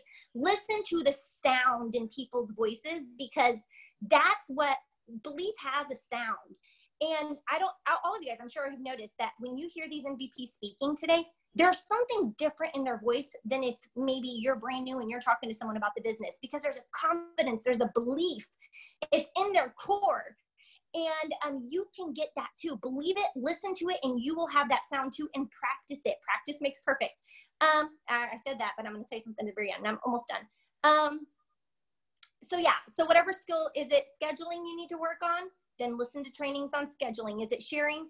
sharing the I story, whatever, go back and listen to these trainings so you can groove those skills right. And then the last one I wanted to just say here is just, well, and when it comes to sponsoring, when you're looking at the sponsoring part of it, you guys, sponsoring is connection. If you're not connecting with people because you're insecure or you're like, oh, what are they going to think about me? You guys, you're not going to connect. You have to solely connect to them. And connection is a skill, you guys. I really, really believe if you are struggling with sponsoring, everybody needs to read the book, Everyone Communicates, You Connect. Because connection, some people are insecure, and insecurity comes across very intimidated and scared and not confident. And if you're insecure, you're not going to be confident. And grow that skill, but learn how to connect, learn how to ask questions and make a connection and go in that direction. There's a book, I think it's Chris Wagner, he says, I don't know, maybe somebody else, but ask questions, make a connection, go in that direction. But it's all about connection. Another one is How to Win Friends and Influence People. Basically and then think of this, like what attracts you to certain people? Like what is it about Carlita that makes you think, man, I love being around her? Carlita is energetic, she's focused, she's so bold when she speaks, and you can hear the belief in her voice. And I hear her and I'm just like, oh, it's that easy. And I've had to listen to her voice so I can have that voice too. And so the more you listen to it, the more you will get it. So put the voices of who you want to be, not that you want to be that person, but you want to have those character traits of being the most confident person, most confident you. And the very last thing I'm going to say here is, we've always heard the phrase, practice makes perfect. But the truth is, practice makes permanent. And if you're practicing something the wrong way, you're going to practice yourself a pathway that's not serving you. So fix it sooner. If it's not working, dissect it and get help. Don't just throw in the towel and be like, it's not working. It works, you guys. It works. Look around. People are promoting all the time. So something is not working. Is it a belief? Is it a skill? One or the two, and both of those are built through self-development. And so you guys, this is truly, I think, the biggest skill you can learn in your Arbonne business is self-development, and it's a lifelong journey. It never ends. So I love you. Thank you for listening, and best of luck with the rest of the year. Thanks, Carlita. Hey guys, great job, Sherry. My name is Terry Fisher, and I am super excited to talk to you today about staying connected.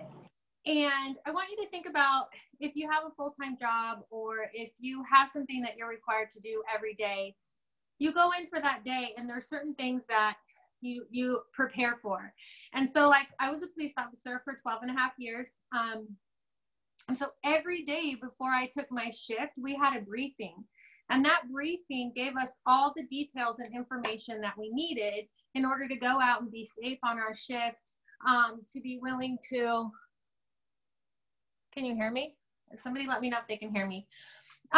Be safe on that shift. We know who we were looking for. We knew what we needed to be on the lookout for as well. So at the end of the day, you guys, staying plugged in is literally one of the most important things that you can do. And I'm going to tell you why.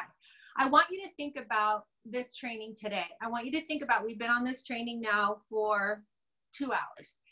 And how do you feel? How many pages of notes do you have?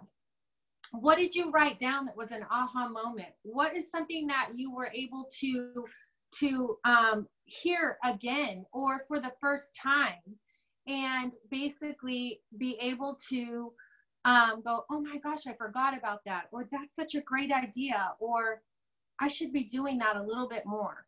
You guys, these are all the reasons why we plug in. So kudos to you for every single person that's on this training today, because this is plugging in. It's staying connected. And what I want to tell you is that some of the trainers talked about being pushed back. Maybe doubt creeps in, or lack of belief, and maybe you feel stuck in your business. Maybe you feel like the foundation is crumbling in your business. I don't know, but I want you to know that when you're plugged in and you're listening to people lift you up and give you foundational principles for your business, telling you that you can do it, showing you how, giving you the tools, all of those things are the things that will keep you steadfast on your feet in this business. I don't care if you lose every single person on your team or you're a team of one right now, you're a brand new consultant. At the end of the day, staying connected is the lifeline to you being confident that you have the ability to build this business.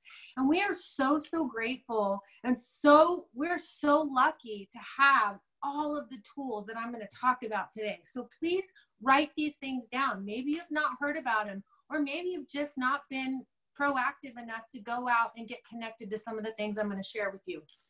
But I want you to know that when you stay connected and you're on the training calls, you're going to walk away today with your hair blown back, because basically I just want you to understand that there's a lot of information that we're going to be saying. Some of you have maybe heard it 100 times, but maybe for the first day it resonates with you in the way it's supposed to.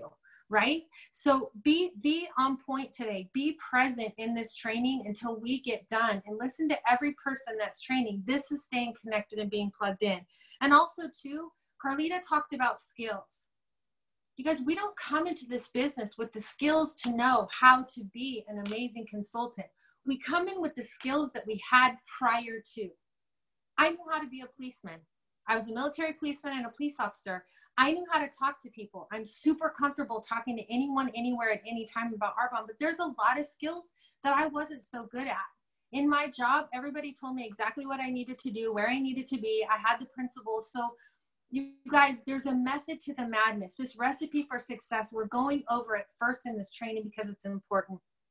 So when you're plugged in, you're getting the skills. You're up and informed on what's going on in Arbonne, what's going on with the trip, how do you earn the trip, what's the things that you need to do. Arbonne has new incentives this month. If you're not plugged in and you're not doing the things you need to do, you don't know. So you're kind of flying by the seat of your pants. And you guys, sometimes I operate like that. It's really bad. I do, because I can like kind of juggle things at a time. So here's the thing, you guys. The first thing that you want to do when you start this business, or where you are right now, I don't care if you're a district, an area, a region, or a nation, is stay connected to your upline. Stay connected and be active with your upline. Get a Facebook Messenger chat together with them.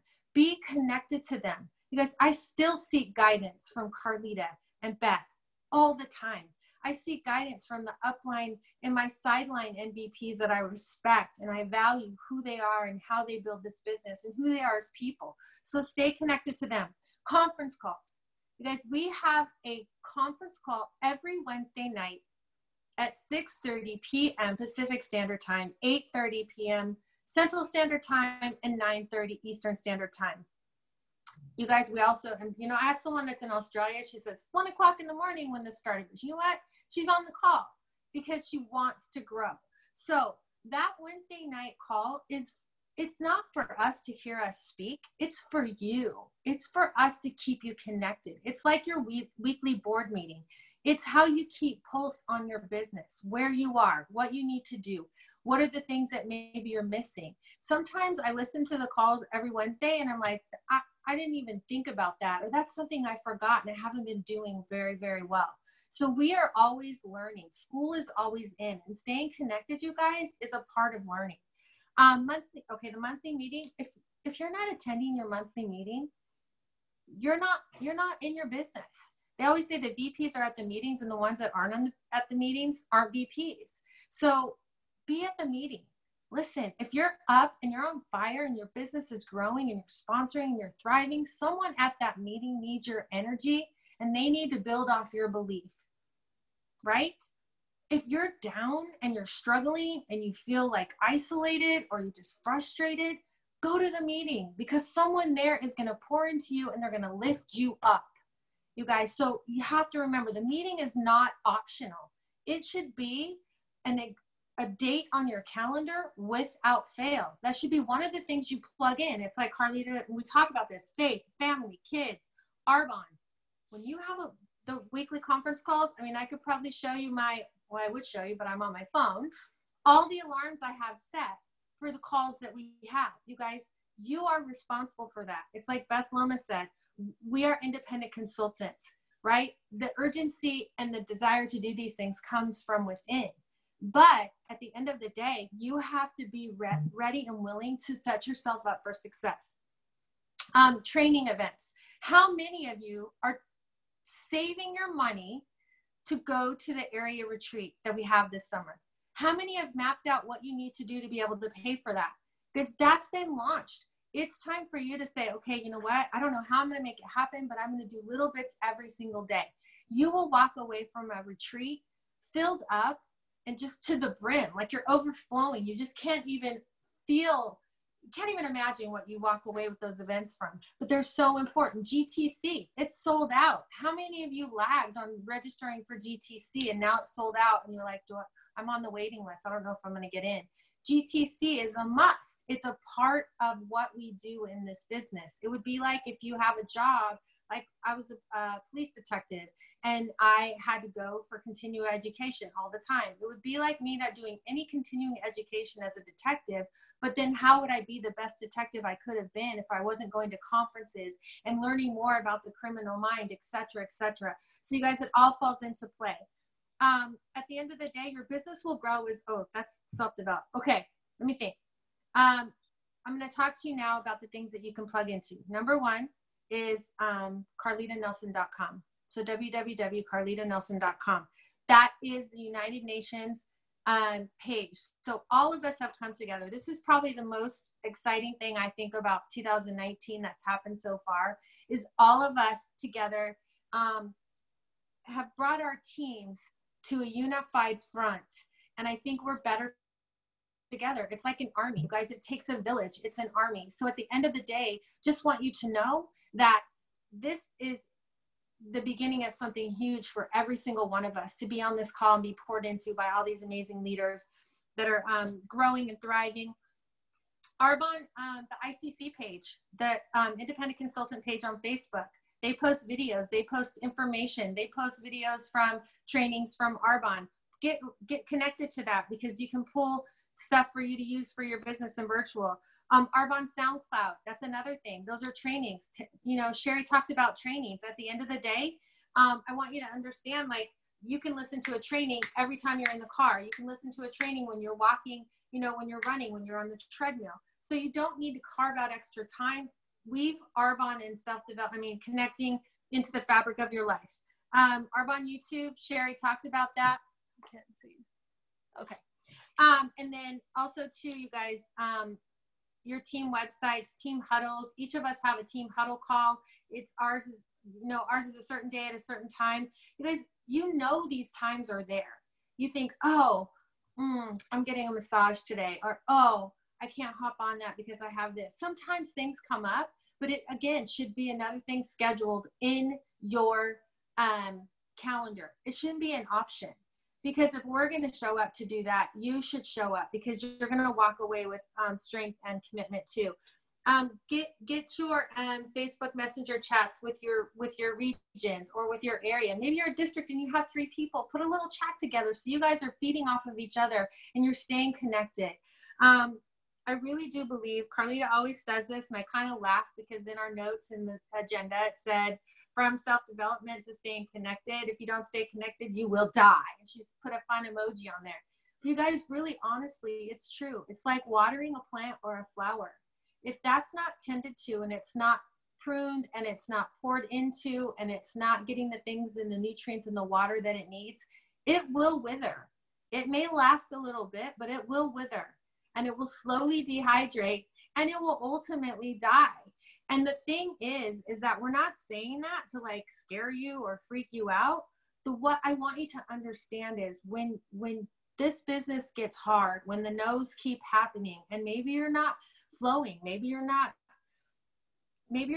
growing as fast as you want, or maybe no one's saying yes, or maybe you have tons of cancellations, or maybe you're just stuck at a level that you just so desperately need to get beyond. I want you to understand something. When you are plugged in and you get the love and the information and the education that we get when we are plugged into our uplines, to our calls, etc., what happens is your belief is built and you get a little bit more puffed up and you get a little bit more puffed up. And it's not to hype. It's not any of those things. it is the nature of life to feel defeated sometimes. Sherry talked about minding your mind. If you want to know one thing that's going to mind your mind and keep you motivated, is staying connected. Those two go hand in hand. So I want you to know that it's not, sometimes we feel like we're saying, you need to stay connected because it's the only way you're going to do what you need to do in this business. That's not why we say it. We know. You guys, I am one that if something's not going right, I withdraw. It's just a part of my nature. And I have had to learn how to be vulnerable and not do that. I've had to lean in and press in instead of lean out, because leaning out is comfortable. I don't want to share my weakness, or I don't want to let people know things aren't going well, because that's not going to help me grow, and it's not going to help you grow. Staying connected is one of the most vital pieces of the recipe for success, because it keeps you knowledgeable, it keeps you current, it keeps you in belief, it helps you gain momentum.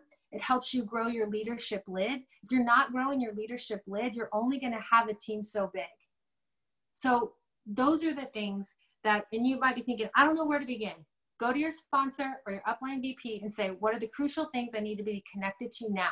Write that in your notes and say, okay, this is my first commitment. I think getting your calendar full because it's February 2nd, that's important too. But know where to connect so you know where to get the information, so you can be the most successful independent consultant that you can be. And that starts with you asking the question. And it's okay. Questions are awesome. When we are sponsoring someone, they're like, I'm sorry, I'm asking you so many questions. I'm sorry. We welcome the questions, because when you're asking questions, you're working and you're growing.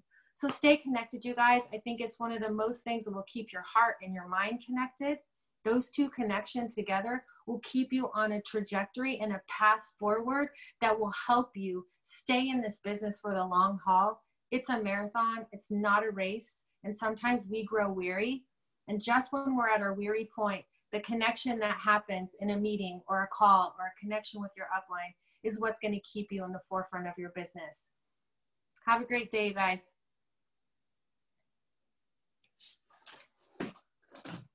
Hi, everybody. Hi, Terry. Thank you so much. That was amazing. This is the first I'm talking to my team who's down in my living room right now. Hi, guys. And I'm upstairs, but I'm so happy to be with you guys. And we've heard so many great things about our system. I'm Jennifer Pollitt, by the way. I'm outside of Chicago, and I am a former high school English teacher. So I am here to talk to you. We've learned so much about our system and the practical things that we do to grow our businesses, but I'm going to give you the one secret, the number one secret you need to succeed. And it's really simple. You just cannot give up. You just don't stop until you're there. And even once you're there, you still keep going, because becoming an entrepreneur is a process. And through that process, we develop the attitude, the mindset, and the grit that it takes to succeed. And that applies to all walks of life. It applies to every business arena, and it especially applies in our industry of network marketing. We need to become resilient and really become business owners. And it's that no matter what attitude, that sets people apart. I hear from people all the time, well, how come not everyone succeeds? Some people just quit too soon, you guys. It's that simple. And it truly involves getting out of your comfort zone and being stretched. So I'm going to share with you guys, recently, I was in Maui with all of our amazing NVPs, and they stretched me out of my comfort zone. And for the first time in my 35 years, I went paddleboarding on the ocean. Okay. And for those of you who know me, I am not adventurous. I do not go on roller coasters. I do not take unnecessary risks. That is not my style. But they got me out on the ginormous ocean on this little raft thing, okay? My first ever experience. And I learned so much about that. Yes, it was amazing. It was beautiful. It was worth it. But I learned a lot about growing and pushing past your comfort zone. And I'm going to share that with you guys as to how it applies to not giving up in our businesses. So the first thing I learned is that the what ifs are always worse than the actual reality. And so for 35 years, I had a lot of what ifs. And, 6 trips to Maui, I never went on a paddleboard because every year the what ifs stopped me.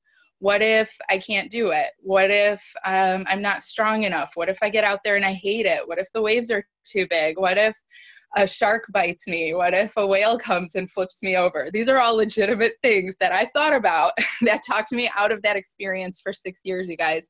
And now think about your business. How many what ifs are you fighting with? If you're brand new, what if I'm not good at this? What if nobody buys anything? What if I become too pushy? What if I try and I fail? Or if you've already been in Arbonne, you might still have what ifs. What if I get somewhere and I fail? What if I promote and I drop? What if I get successful and I change?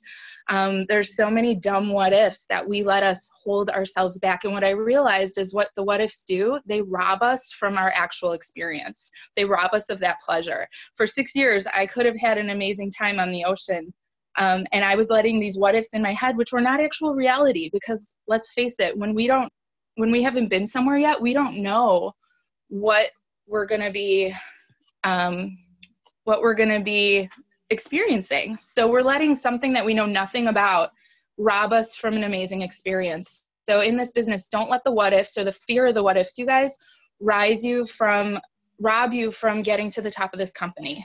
So that's the first lesson I learned. The second lesson I learned is to stop fighting the waves.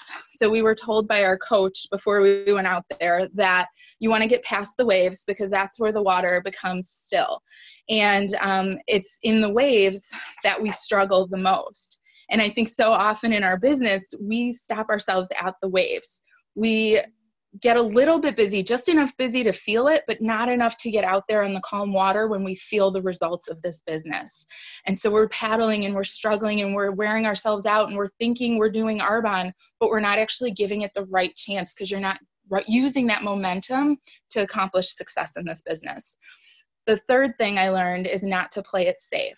So our coach also told us before we went out that we should not stay too close to shore. She warned us of the danger of staying too close to shore because the waves could push our board into the sand and we could basically face plant onto our boards, which actually did happen to one of the ladies in our group. I won't tell you guys, I won't throw her under the bus who it was, but oh my goodness, priceless memory right there.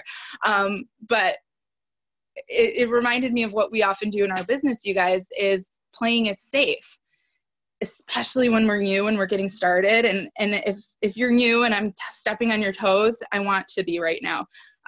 Because so often I hear the phrase, I'm just going to see how it goes. I'm just going to see it where this takes me. And that is literally your face planting in the sand when you say that, you guys. You're sabotaging your business because you need to get out in the water. You need to get all in to give this a true chance. So don't take away the let's see how it goes mentality and get out onto the water, because it's just that initial push that's the hardest, you guys. You don't want to face plant. The fourth thing I learned, and this was really, really eye-opening to me, pros fall in. Pros are okay with falling. So on my paddleboard journey, I had my amazing Arbonne uplines, Lisa Hamilton, Heidi Ness, Beth Lomas, who I've always adored. They were leading me on this crazy journey, right? And the whole first half hour on the board, I was just panicked with the fear of falling in. I did whatever I could to just maintain my balance, I was sitting on the board, I don't want to fall in. That's all I kept telling myself. And meanwhile, I was looking at Heidi and Lisa and Beth, and they were doing things to specifically make themselves fall. I mean, Heidi was doing freaking handstands, yoga poses on her board, and I was just blown away. And they were falling in because it was part of the experience. They understood as pros, you have to be okay with falling. That's how you learn, and that's how you improve, and that's how you get better. And, you know, with mascara streaming, they were laughing and having fun and getting right back up on the board. And for me, it just blew my my ability to envision what was possible. Here I am struggling with, you know, maybe standing up on my board one time, right? Like trying to work up the courage to do that. And I look at Heidi, who's literally standing on her head and doing like handstands on her board. And it just expanded my capacity of what I even thought was possible. And I think as leaders, as brand ambassadors of Arbonne, that is our goal at every presentation, every time we share this business, is to expand what is possible for other people through this opportunity. People don't even realize how amazing life could be if it weren't for us introducing them to this. So it's our job as hope givers to do that, and as leaders to share that and expand what the horizons of what's possible for other people. And here's the thing, because you might be looking at people that you admire in this business and thinking, oh, she's so good at that. I don't know if I can ever be like that. The truth is, you guys, every leader has sucked at some point. Like, we have not all been good. Just like Heidi was improving her ability to stand on her head on that board. She was falling over and over, but she was getting back up and doing it. And so all of us have been there. When I started doing presentations in Polish, I mean, I love people who are on my team who've watched me from the beginning, because they remind me of how bad I was at the beginning. And I love that, because it keeps it real for all of you guys who might be new, who might be thinking, I don't know if I have that in me. You absolutely do, because we all started somewhere. Pros work on it. And that's the difference between someone who's an amateur and quits in this industry and somebody who's a pro and gets to success. They're not afraid of falling. The next lesson, don't get dragged by dead weight. So like I said, all those girls that I was paddleboarding with, they were supportive, they were encouraging me, but they were not waiting for me. Beth was all the way up on the horizon while I was still working up the courage to follow her. But you know what? I trusted her, I believed in her, and I knew she wouldn't lead me away from anything that was safe. Plus, she was already doing it. So it gave me the courage to follow her out into that ginormous, huge black ocean. Shaking, but I did it. And I think in this business, it's so important to learn that you want to encourage people and show strength, but you don't want to wait for people. So one of my second national vice president direct to me is Aga Jasko. She recently just promoted her First Nation, Monika Majewska, which is super exciting. But I love Aga and my history, because she was one of my first first hostesses in this business. I met her through my first round of parties. And you guys, she waited almost 3 years to start her business. It wasn't until I earned my Mercedes and invited her to my car show that she saw herself doing this too. And so had I waited for her, thinking, oh, this is my MVP, this girl's got to be on my team for me to get successful, it would have never happened, because I needed to be that example for her, to give her the courage to do it. So don't wait on people who are aces in your organization, but show them what's possible. So if you're new, you guys, if you're new and there's people who are skeptical of this business opportunity, doubtful of what you're getting into, prove them wrong. Commit to that recipe that you were just trained on. Get into the activity and work on yourself every day to prove those people wrong, and do this for yourself. All right, and then 2 more things I want to share with you guys as my time is running up here. I learned you need to have a vision. So when I got up, finally, I did stand up on my board so many times, and it was very exciting.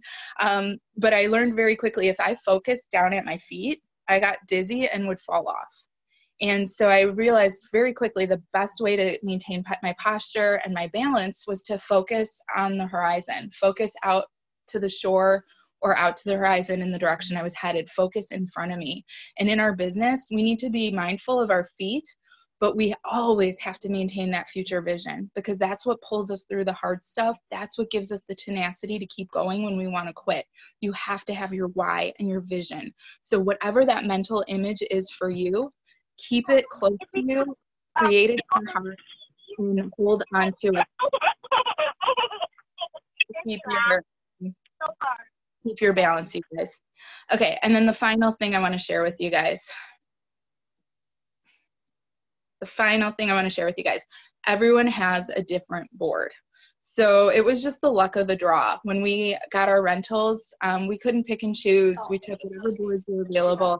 And some people got really thick boards. Some people got thinner boards. Some people got sturdier boards. Some people got slippery boards. And we just took what we could, and we didn't realize until we were out in the water what we were dealing with. But you know what? Nobody complained. Nobody grumbled. people dealt with what they had and did the best that they could. And in life, you guys, we're all dealt different boards. We all have different stuff that we have to deal with, whether it's financial stress, family stress, health issues. We all have a different board, but we cannot let that board hold us back from accomplishing great things in this business. And whenever I start feeling grumbly or complaining about where I am in my life and maybe being tempted to use it as an excuse for not focusing on my business, I shift my thinking, you guys. And a huge inspiration for me is my team in Poland, because they have accomplished amazing things. Monica just promoted to the nation. She's the first nation in Poland, in a country, you guys, where the average monthly salary is equivalent to a high district manager pay or a low area manager pay. That's like what professionals make. So the prices of our products are a really high price point for people in Poland, but the opportunity is life changing. And I love that. So our consultants there have to hustle so much harder than we do here to hit the same sales requirements, but they lead with this opportunity because they know what it can be for other people. So doing, 20, 25 presentations a month is what they do over there, but they never give up. And for me, it's just made me so grateful for where I am, and really humbled by the opportunity that we have to share, to change lives, you guys. So whenever you're starting to feel stressed out about what your board is like right now, shift your thinking and stop complaining about the things you're stuck with, but instead be grateful that you have been entrusted with these opportunities. Because whatever you're dealing with, like Carlita always says, everyone has their hard, and you wouldn't want to trade your hard with someone else's. So whatever your hard is, you guys embrace it. It's the story that's building you into the leader that you're meant to be, and your story will be an inspiration for someone else. So thank you guys so much for sharing. Remember that it's your attitude, mindset, and your grit that is built through your journey, and we all get to that destination differently. But it's a personal journey that is slowly shaping you and molding you into the person you are meant to be to make a difference in this world. So thank you so much for letting me share, and I will turn it over to the next group of trainers.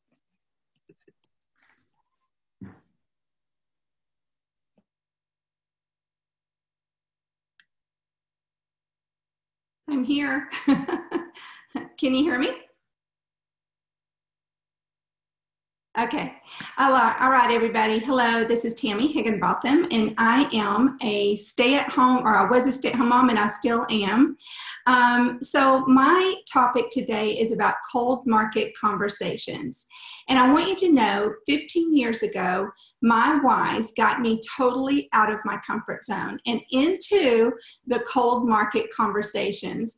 And you guys, there is no time to be afraid. And I learned that it wasn't about me. So here are my tips about cold market conversations.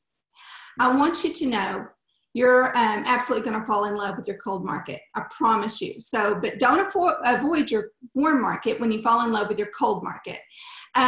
Do you know most MVPs have very successful consultants direct to them they didn't know before Arbonne? Most do. I have 2 huge legs of my business that are from the cold market. 2 huge legs, very successful, incredible leaders. So I want you to take your blinders off of the world around you. You guys, you run into people every single day. Take a different route. Try different stores and change up your routine. And you guys, it's okay to go off script. Be you. I want you to know that being you and being natural is key to going out and talking to people. I do work the funnel system as we've all been taught, and I start with the opportunity, most importantly. And remember, you guys, luck is when preparation meets opportunity, right? The more conversations you have with people, the more comfortable you're going to get. So go out there and make mistakes. Those mistakes are going to grow you. Keep Arbonne on the tip of your tongue and don't miss an opportunity to share with someone. You guys, if I don't ask, somebody else will attitude. when I'm out and about. Carlita has been with me many times when I have been out prospecting. I still have those thoughts of, should I do this, or should have done this, or I should have done that. You guys, I have made many mistakes. I'm not perfect, but I will tell you, I will still try every time. It's normal because every situation and personality is different. You guys, don't be robotic. Just simply converse with people. That's all we're doing, is having conversations. Allow people to talk about themselves. Find out their whys. Their whys are what is going to help you know how to fit and weave the Arbonne conversation in. You guys, making conversations will help you connect with them. And what you want to do is you want to find some sort of common ground with someone. So I ask a lot of questions to find that common ground. I dig and I listen, and you guys, natural opportunities will happen and will allow you to be able to insert Arbonne. You want to smile, you want to be positive, and you want to have a really good attitude. You guys, people will feel your sincerity and they will feel your heart, I promise. If they seem negative, don't push. We want to try a different approach. You know what, the tool I use, and not everybody is comfortable with this, but I do use a business card because it gives me an opportunity to open conversation. Here's my verbiage that I'll use. Do you mind if I give you my card? And I've never had anyone to say no. And they say, well, what is it you do? And I said, well, I do Arbonne. And I thought I would just give you my card in case you might be interested in doing what I do. And typically that opens up a whole new world for me, and it helps me to start digging deep and finding that common ground. And here's some verbiage that I have for you. And you guys, most importantly, you will always have your phone handy. Have it ready. Have it in your hand. Here's some verbiage. May I text you my number in case my card gets misplaced? And if you decide down the road you would like to check out the opportunity or my products, you will have it. I wouldn't want to miss an opportunity to work with you or to help you. And you guys, that's just simple. It's just while I'm, got my phone out, I am putting their number or texting them. Now here's some more verbiage. Here, let me text you my number. I'll reach out to see when a good time would be for us to chat. I know you're probably working through your to-do list, so I wouldn't want to interfere with your plans for the day. Again, I have my phone out. I'm ready to do what I said I was going to do. Let me text you my number, right? Here's some more verbiage. I'll text you my number, and please put it in your phone under Arbonne in my name. I would love to be the one to help you if you decide you are in fact interested. You see how I've collected these numbers and I'm putting them, I've got them through text. Now I'm adding those numbers under Arbonne Prospect, and I'm also adding some notes with their phone number so I can remember who they are and where I've met them. So you guys, most importantly, I want you to get from me is to be natural, to be you, and you can do it. So I'm going to send it on to the next person. Hey guys, this is Ann Schellenbach. Can you hear me okay? Tammy, can you hear me? Yes. Yeah. Okay, awesome, thanks. So let's see here. I want to just say that I am actually, prior to Arbonne, I was an insurance claims adjuster for about 10 years, and then I actually did an in-home daycare business. And the reason that's so important with what I'm about to share, you guys, is because I started my business from a total cold market when I lived in Michigan, and I built from starting to regional vice president from a cold market. Then I moved across country to North Carolina.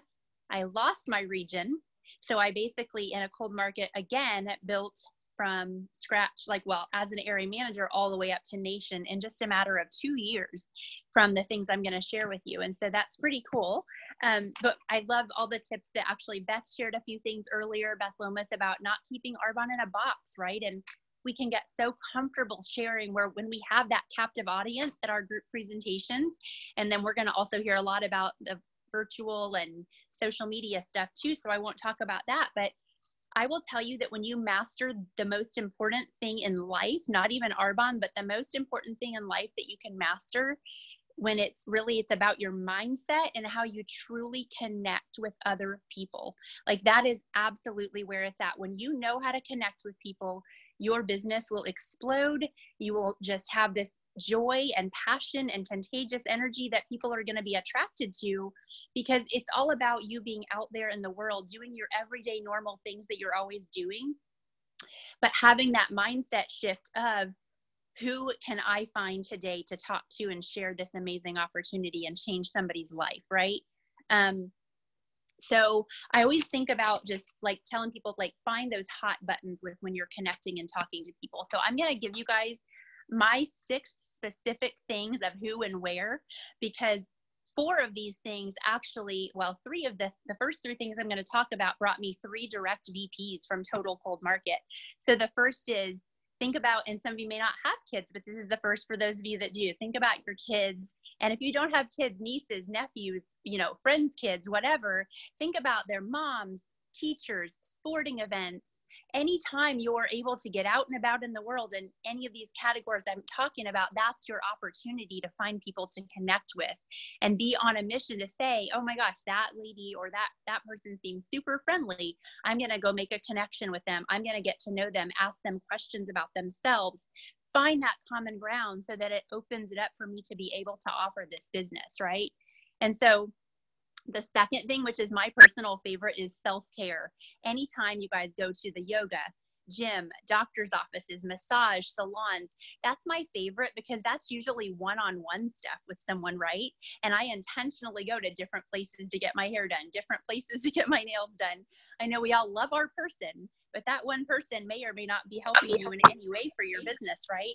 And so I want to meet new people and always get out there and do that and have those awesome conversations.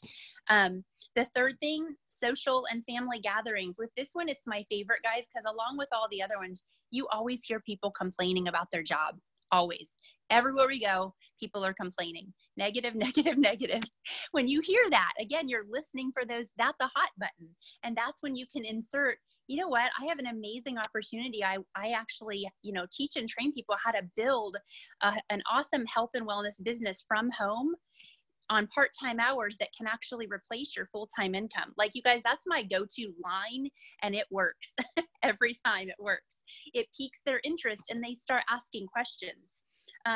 The next thing is work. And this is my favorite because it's not just your work, but it's your husband's work or your friend's work or your sister's or your parents'. My husband, I trained him. I gave him verbiage that whenever he's out and about with his sales job, I gave him verbiage of what to say and how to talk to people about introducing me and how I could help them. And I have a little joke. I say that the only time it's okay for your husband to bring home other women's phone numbers all the time is when they're giving them to you for Arbonne, right? But it really is funny and it really does work. But number 5 is dining out. You guys, I always look and think, okay, is this my server, bartender, are they friendly, outgoing, funny people? They're usually super hard workers to do that job. And so those are people that I will take a minute just to chat with privately and offer them this. The last thing, which I know this sounds crazy, but like community neighborhood yard sales. You guys, every fall and every spring, every huge subdivision usually has those. And I am not kidding when I tell you that with a brand new baby and 2 toddlers, I walked around those community yard sales weekend after weekend after weekend. And I talked to moms that seemed friendly and had a minute to chat. And I got events booked that way. And a couple consultants came out of it. So just some real quick tips of who and how and where. But I hope that helps you guys. And thank you so much. Hey guys, okay, so I know that we are all talking about Facebook Messenger chats and getting someone into a video chat, things like that. And I think a lot of times I think people ask, okay, what do you say? What's the verbiage? And honestly, I feel like when we're listening, the person that we're listening to gives us the open window to weave this into the conversation. And I feel like we all need to be intentional when we're out and about and we see something or meet someone or run into someone in the store, or maybe when you're sitting waiting for your daughter to get done with dance or your son with practice or whatever the case may be. But I think that we have to be, sometimes we get so focused on what we're going to say, we miss the cues that the person is giving us. Like Carlita says, they're screaming, I need Arbonne. but we're so locked into what we're supposed to say, we miss that cue. And so for me, I mean, being a police officer, I had to talk to any type of, you know, person, parolee, nice person, victim, suspect, kid, adult. And the one thing that I'm super comfortable with is just being genuinely myself when I'm out and about. If someone follows my Instagram story, I send them a very simple message. Hey, thanks so much for, you know, watching my story or visiting my profile. I checked yours out and I think it's so awesome. We have so much in common. I would love to send you a little bit of information, or you can send them a video or whatever it is you're trying to share with them, but make it authentically you. Don't try and speak like Carlita. Don't try and speak like me. You each, like Beth Lomas said, we're all leaders, right? But each of you have something within you that can be authentic and real and share what you're passionate about. Again, you need to know your products. You need to know what you're sharing. But at the end of the day, I think it's most important that you just be you. So if I could give you any advice when you're out and about, and when you're maybe setting up a messenger chat, or you're trying to meet with someone for coffee, is not be so wrapped up in what you need to say or what you should say, but listen to the cues that they're giving you. If they're talking about they work so much they don't see their kids, that's your cue. How do you fill in the gap? If they're talking about they don't have enough money at the end of the month, they're struggling buying groceries or paying bills, or maybe putting their kids in an extracurricular sport, that's your cue. You enter into that cue.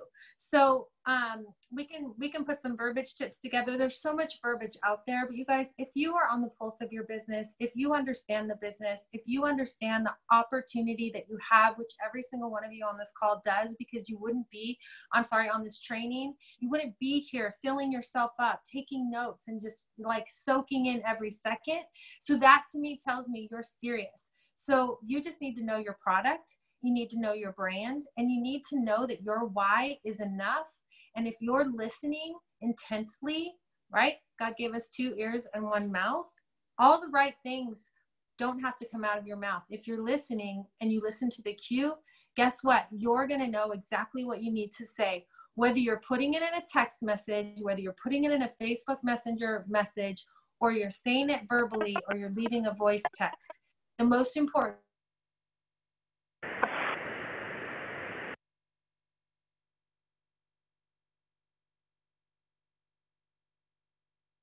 Carrie, can you unmute yourself? Sorry, I muted you. Oh, did you mute me? My fault. Okay.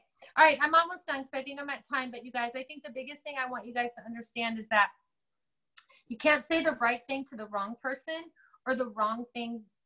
The right thing to the wrong person, or the wrong thing to the right person. If it's their time and you're listening and you follow those cues when you're out and about.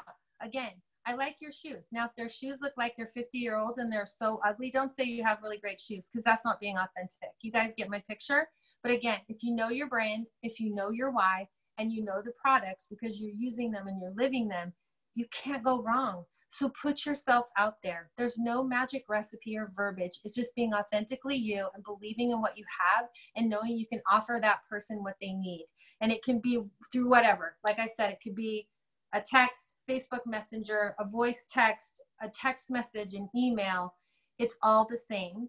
And there's a ton of verbiage out there. But one thing is, people know if you're being real or if you're not. So just be real and just do it. And every time you do it, it'll get better and better and better. And I believe you guys can have it, and I believe you can do it. But there's people walking around us every single day that are praying and hoping that you open your mouth and you say something to give them the hope that they need, whether it's health, whether it's finances, whether it's just a community. So don't hold back, just be bold and just be you, and know that you have what it takes to get them to where they need to go, because you're plugging in, you're staying connected, and you're doing all the things that we're teaching you. Whit, you're up. Okay, Carlita, I just requested the screen share.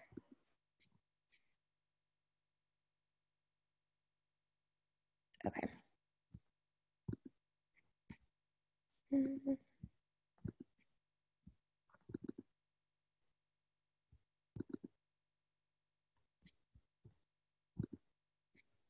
Can you see that? Okay, Perfect. Okay, guys. Hi. So my name's Whitney Haynes. Prior to Arbonne, I worked as a licensed registered nurse, 3 jobs as a nurse. Today, I stay at home with 4 kids. Hang on. Okay, sorry, I got a notification. Today, I stay at home with 4 kids, and I am going to talk to you guys a little bit about how I approach people on social media, more so in my cold market versus my warm market, and how I will reach out to someone for the first time using Instagram. So I hope that you guys can see this, but there's a kind of a couple of ways that I approach people using Instagram.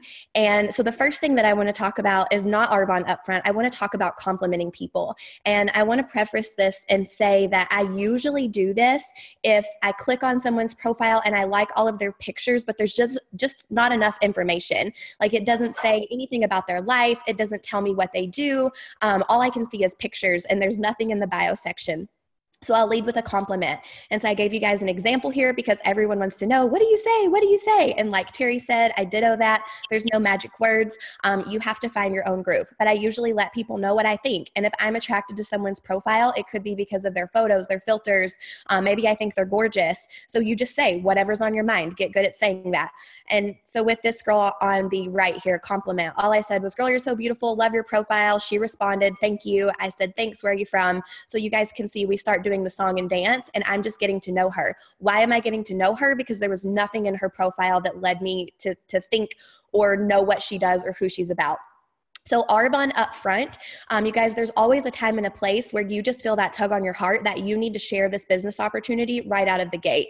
And so I gave another example, and I say this in multiple different ways, but with this particular person, I just reached out and I said, I love, love, love your page. I would love to show you how I replaced my nursing income working from Instagram and Facebook, even earn free vacations and a paid for white Mercedes-Benz. It's completely changed my life. And from the looks of your profile, it could change yours too. And then I added, it looks like we're close to one another. I do want to read you back her response because she said, I'm a little skeptical about things, but I'm always open to listening. And yes, you're not too far from me. So I wanted to point that out because you guys, this girl's in my business today. And her first response was, I'm a little bit skeptical. And I know that you can't see it here, but I picked up my phone and I recorded a video of myself and I said, hey, listen, I completely understand. I was a little scared too when I was first introduced, but when I learned that the worst thing that could happen to me was I paid $79 and got an awesome discount on amazing products, I was all in. And so you guys, you have to get personable and you have to get upfront. And I do want to add here because I already know what you're thinking. You're like, yeah, but Whitney, I haven't replaced my income yet. I'm not driving a free white Mercedes. I actually paid for an amazing call last night, donations for Jeremiah's house in Haiti. And one of the things that EMVP Peyton Schneibner said on that call was, if you don't have a story yet, the Arbonne story is powerful enough.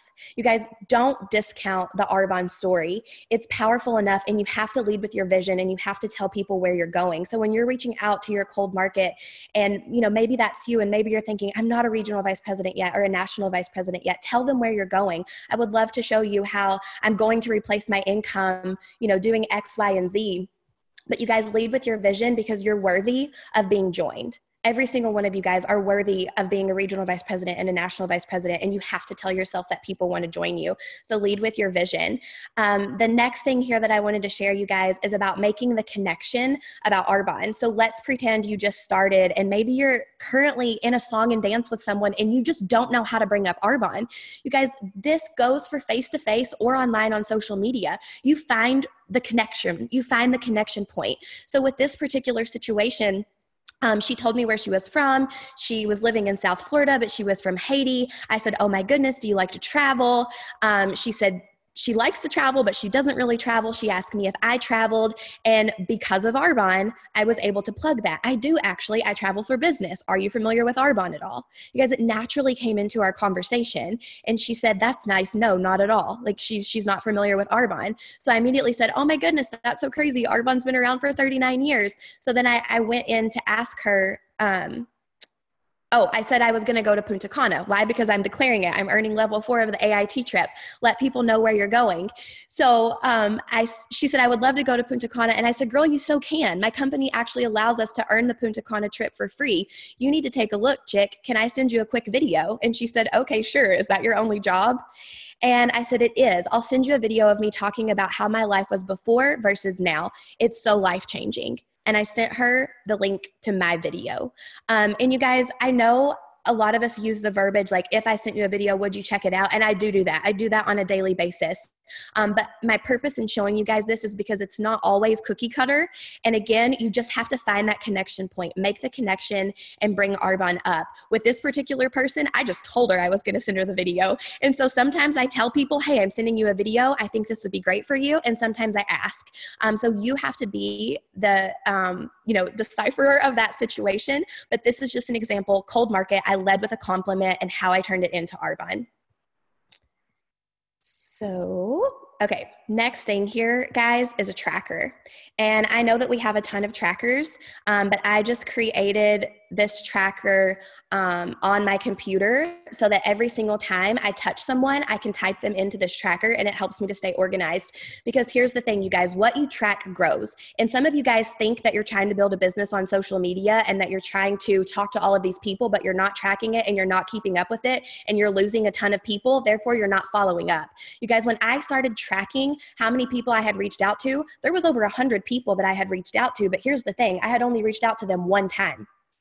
So when I initiated this tracker into my business so that I could keep up with who I was talking to and what I was offering them, and if I was making grounds with them, it literally changed everything. Because guys, here's the thing, if you just toss a seed, but you don't go back and follow up, they're going to be in someone else's business because they're already intrigued by the Arbonne opportunity and they're watching you. But if you fail to follow up, someone else will. I can promise you that. So I initiated this tracker, and I hope that you guys can see that I have the first reach out all the way to the 15th reach out so far. Because here's the thing, you guys, 80% of sales, or in this particular situation, we can say 80% of, sales, or I'm going to pause that. 80% of sales or people actually joining your business don't actually happen until between the 5th and the 12th reach out. So what I did was I wanted to track how many times am I reaching out to these people. And the highlighted sections, you guys, this is when I noted, okay, I gained yards with this person because I got their cell phone number. I gained yards with this person because I sent them a video. So when I pull my tracker back up the next day, I can see the highlighted in yellow, and those are the first people I'm going to follow up with. You guys, in my daily to-dos, I follow up with 15 people from this tracker list, and I add 5 new people to this tracker list every single day. Eric Worre calls that your active candidate list in network marketing, because we're always growing our active candidate list and we're always adding new people into our circle. So if you don't track it, it's not going to grow. And if you plant the seed, but you don't follow up, they're going to be in someone else's business. And guys, I'm going to end here and just say, the thing about following up is some of you guys are freaking out right now and you're thinking, oh, wow, she may be super pushy, or she's reaching out to people 5, 10, 15 times. Guys, I was talking to a group of people at the Bash in Nashville, such a training I attended a couple weeks ago. And all of a sudden it dawned on me that our wonderful, amazing, beautiful executive national vice president, Carlita Nelson, that we've all heard give her Discover Arbonne over and over and over again, said that Martha invited her into her business time and time and time and time again. And Carlita wanted no part of it. And finally, Martha said, there's a card presentation. I have 2 tickets. You and Philip are coming. And Carlita's response was, if you will stop asking me, I will come. And so I want to ask you guys, if someone on social media, or if someone on Instagram or Facebook, or however you're reaching out, says, if you will stop asking me, I will watch your video. Will you take it, or will you back down and walk away because you're scared? Guys, here's the thing. I am out there looking for Carlita Nelsons, and I don't care if they take my pity. I don't care. I'm going to follow up and I'm going to do the do, because I know once they see what this business is about, and once they have that video in their hand, and once they have more information, they can't not join us, you guys. And even if it's a no, even if it's a not right now, they will soon enough. So you have to follow up. You have to track. You have to make sure that you know when you're following up what you've sent. And I promise you the magic happens between the 5th and the 12th reach out. So that's all I have. I think I'm up on time. Oh, I have 48 seconds? Okay, I have 48 seconds. So I'm going to share one more thing with you guys since I have 48 seconds. Let me make sure this video stops. Okay, so this is not about cold market. I'm going to use up my 48 seconds. Okay, here we go. So this is not about cold market, but just a fun, quick tip, because people always want to know, how can you send, a lot of messages, or how do you maximize your time, or things like that. So I want you guys to know that what you're posting on social media, people are watching, and a quick way that you can reach out to people who have viewed your stories about healthy living or the business is to click on your story and then click on the send message and just say something as simple as like, girl, you should so do this with me. If they're watching your story all the way through about the 30 days to healthy living or about the business, just give them a nudge. Girl, you should totally do this with me. So that's all I have. Thank you guys so much for listening. Don't be afraid of your cold market. Turn them into your warm market. Love them. Get to know them. Engage in their social media. Talk about what you see in their life. Like their photos. Comment on their stories and add them to your tracker.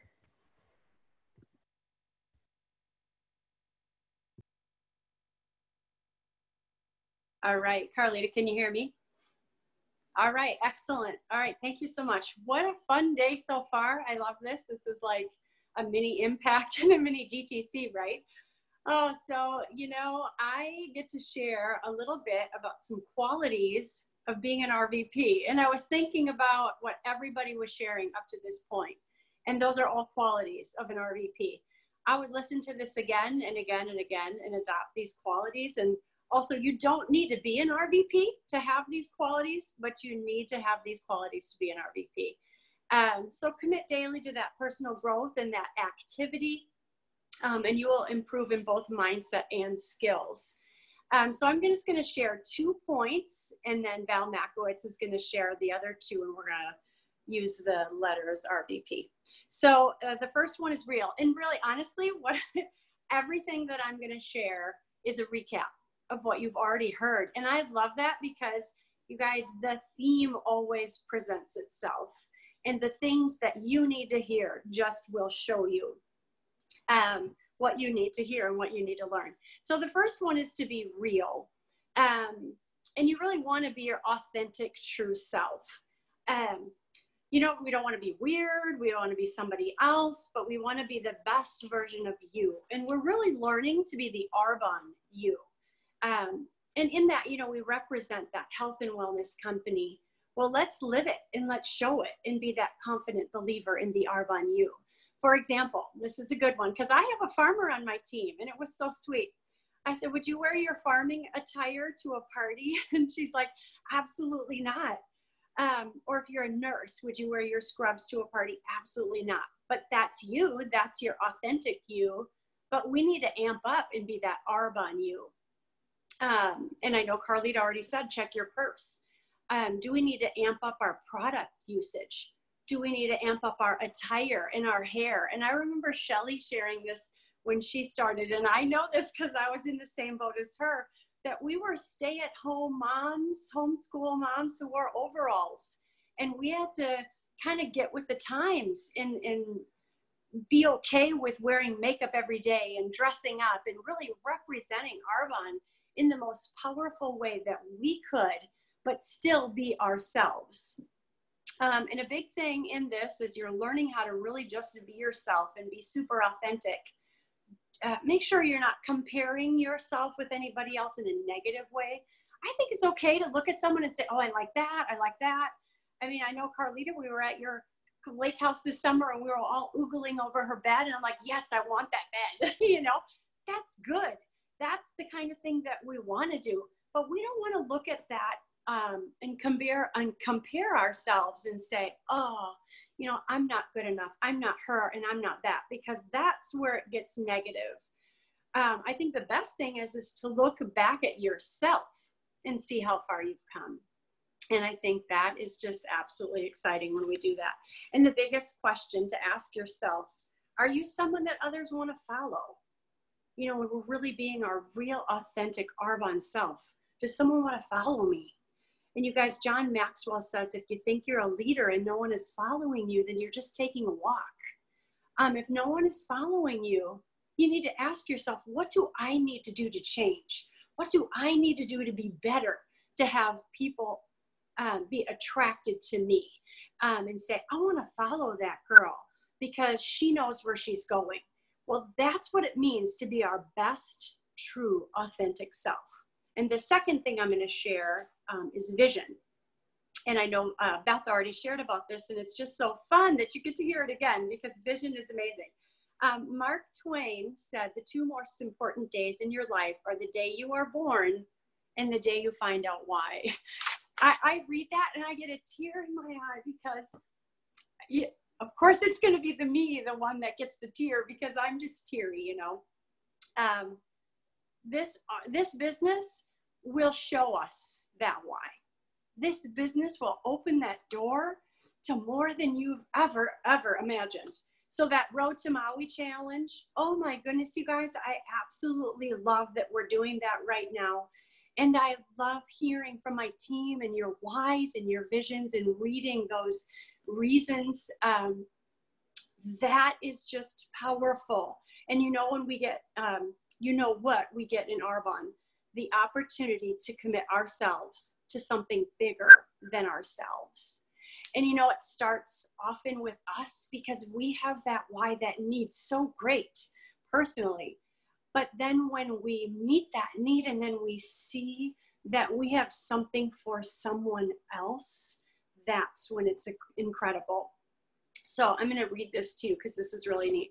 Personal value is largely determined by making a greater contribution to the lives of others than whatever it is you are taking out.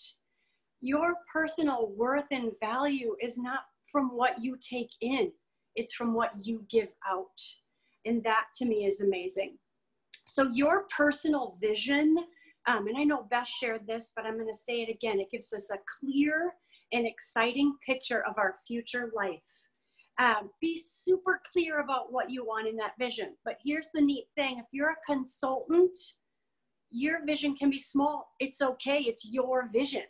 You need to attack it and you need to go at it and say, this is where I'm going to go. And it may be just around the next corner. And then guess what? You get around that next corner and you know what you do? You get around the next corner. And then you get around the next corner.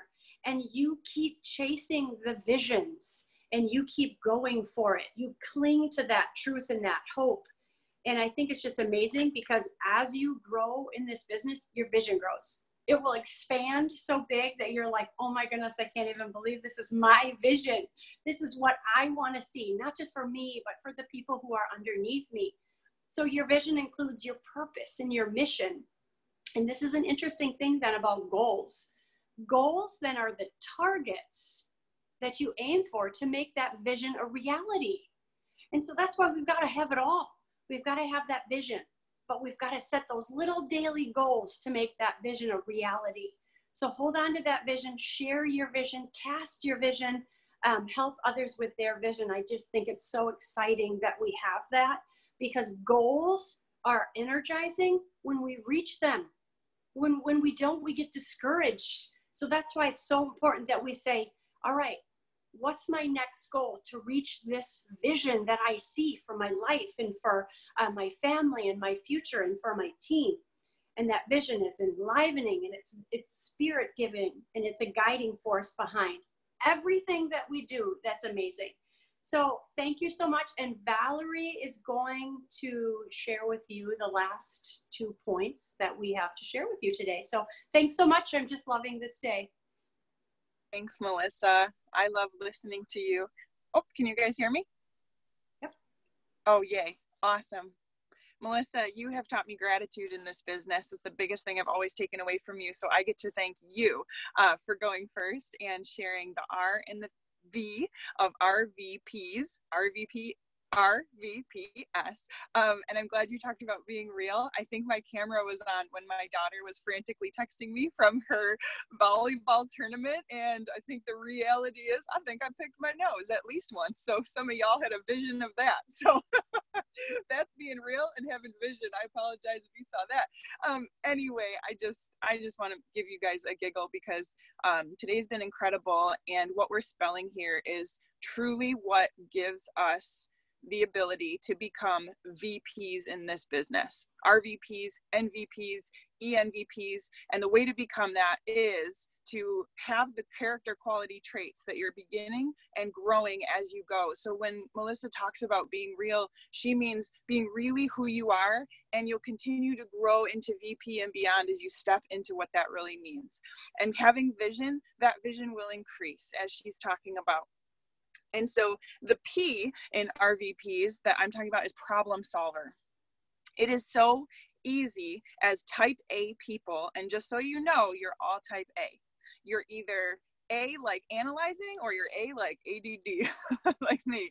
And either way, we all have a tendency to over analyze. And so we become over identifiers in this business, where we can sniff something out and call it out in ourselves or other people or difficulties or challenges. And we can find the problems really well and communicate them really well, right? But here's what we need to do. Sort of a rite of passage into leadership and growth, I know for me and what I see in other people, is when you become a problem solver and you become solution minded. So every time that you find yourself finding a complaint or a concern or a worry, or you feel like you hit a wall, it should never exist in your mind or your mouth without a potential solution. And an example of that would be like, if you're struggling with something or you're frustrated about something, if you're ever going to voice that or think about that, accompany it with a potential solution or something that you think you might be able to do to get yourself out of it, move yourself past it, or something like that. So like if, say you're having a hard time with prospecting, or you just haven't sponsored a lot of people, maybe from this call, you're feeling like, oh man, yeah, I need to be just in a lot more activity, but I just don't know where to start. Like at the end of that sentence, I don't know where to start, or I'm not sure how, I want you to continue by saying, but I'm going to think of one thing that might be the solution. Just one thing, and start to move yourself into that fluid motion. Every problem that comes in should be fluid, because I guarantee whatever the last problem you thought you had in your business was, whatever it was, you probably can't recall it. You're probably not suffering the massive devastation that you thought it was going to have, and you moved on from it anyway, and you probably don't remember what it was. So we're going to be problem solvers instead of problem identifiers, and that's just being solution minded all the time. Know that there's a solution for everything, that there's no such thing as an emergency in Arbonne, but there is urgency that you want to have in getting to the other side of whatever you feel like is a challenge for you. So be solution minded. And the S is sponsoring massively. So for RVPs, when you're sponsoring massively, and I don't mean sponsoring massively in your organization or your success line or your district or your area or your region or your nation or whatever, I mean personally sponsoring, because the reality is your ID and PIN number, you, the person you are the best player on your team at all times. You know why? Because you went first. You have more experience than every single person in your team that's going to get sponsored. And that should tell me that you should have the most logged hours. And if you have the most logged hours, it should mean that you've communicated and connected with the most people, and you should have the most practice. And so you should have the most skill. Are you guys following me? I mean, in essence, we have a tendency sometimes to bench our best player, and I heard this in Maui, and that's us, you guys. You should and are always the best player on your team. And if you're not out there walking it out, living it out, learning the skills, teaching the skills as you're doing it, then you're going to have challenges. You're going to have challenges in your business, because it's like taking the quarterback off the team and wondering why you're not winning the game. You're trying to be an assistant coach all the time, when really you need to have the ball and you need to be throwing it. So hope you guys watch the Super Bowl tomorrow, and you'll be thinking every time you see the quarterback with the ball, I want you to think of one person that you can sponsor into your business, helping them have their business, and think of me, because that's what we need to do. We need to be problem solvers, and we need to be sponsoring machines. So thanks, guys. Take it away. Hi, you guys. So my name is Kimberly Woodruff, and I was in grad school actually when I got started in Arbonne. Excuse me. And I also worked as a customer service representative in a call center, which was not fun. But that's why I do Arbonne. So I'm going to talk with you about attitude, belief, and commitment. I'm going to breeze through this real quickly, and then I'm going to turn it over to Carlita to wrap up this amazing day of training. So I'm going to start out with attitude. So you wear your attitude like you wear your clothes. So you need to put on a good attitude every day. Every morning when you think about your business or whatever it is you're doing, you need to put on your good attitude, okay? Do you light up the room when you go in, or is it just like sometimes like, you know? So got to be aware of that. Now, when I was trying to boil down one thing to compromise your attitude, it was the abundance mindset versus the scarcity mindset. And I don't know if you've ever heard this training before. Real quickly. So as I'm reading these off, you may be like, ding, ding, ding, that's me. And that's okay. I have many of these points that I have had to learn where I'm like, whoa, I'm having a scarcity mindset versus an abundance mindset. So real quickly, I want to start out with scarcity, okay? And usually if you have a scarce mindset, you don't have the best attitude, okay? And so sometimes acknowledging that, being like, okay, I'm thinking with a scarcity mindset, you can then change your attitude to have an abundant mindset, okay? So scarcity mindset is where you see life as a pie. Everybody else or someone else has a big slice of the pie, and therefore you have a small slice of the pie, okay? That's the mindset of it. So usually someone, or if you feel like you're having a difficult time sharing recognition, being happy for others, you're probably living in a scarcity mindset, okay? You believe that life is more difficult for you because of X, Y, and Z, okay? So an example of this, and this is a real life example from yours truly, is one of my best friends signed up for another company when I got started in Arbonne, okay? And so my mindset immediately went to, well, all of my friends are going to want to buy from her, are going to want to join her team, and no one's going to want to join Arbonne. So that was me thinking in a scarcity mindset instead of an abundance mindset, okay? Someone who has an abundant mindset is someone who chooses to see the opportunity in every situation, whether it's difficult or not. They offer words of appreciation. They remind themselves that there is more than enough for everybody. And so I should have been like, you know what, that's fine. We have something in Arbonne to offer. I have something to offer that other people are going to be drawn to. It's okay if my best friend or, you know, whoever doesn't join my team, okay, if they decided to join someone else. I always said to myself, and I still say it now, there are enough beach chairs on the shores of Maui for everybody, okay, for everybody. So there is more than enough to go around. Don't get so down if something doesn't go according to your plan, okay? The next thing is belief. So real quickly, this story. I love stories. I learn from stories. So there was this man who was struggling with his business. He was thinking if he was going to declare bankruptcy, and he was sitting in a park. And this man came up to him, this older man, and he said, you know, what's going on? Why are you so distraught? And he said, you know, my business is really falling to the wayside. I don't know if I should declare bankruptcy. And he was sharing with him his business, what he did, what was happening. And the man said, you know what? I'm actually used to be a businessman, and I can tell that your business is going to take off. And I can tell so much it's going to take off that I'm going to give you this check.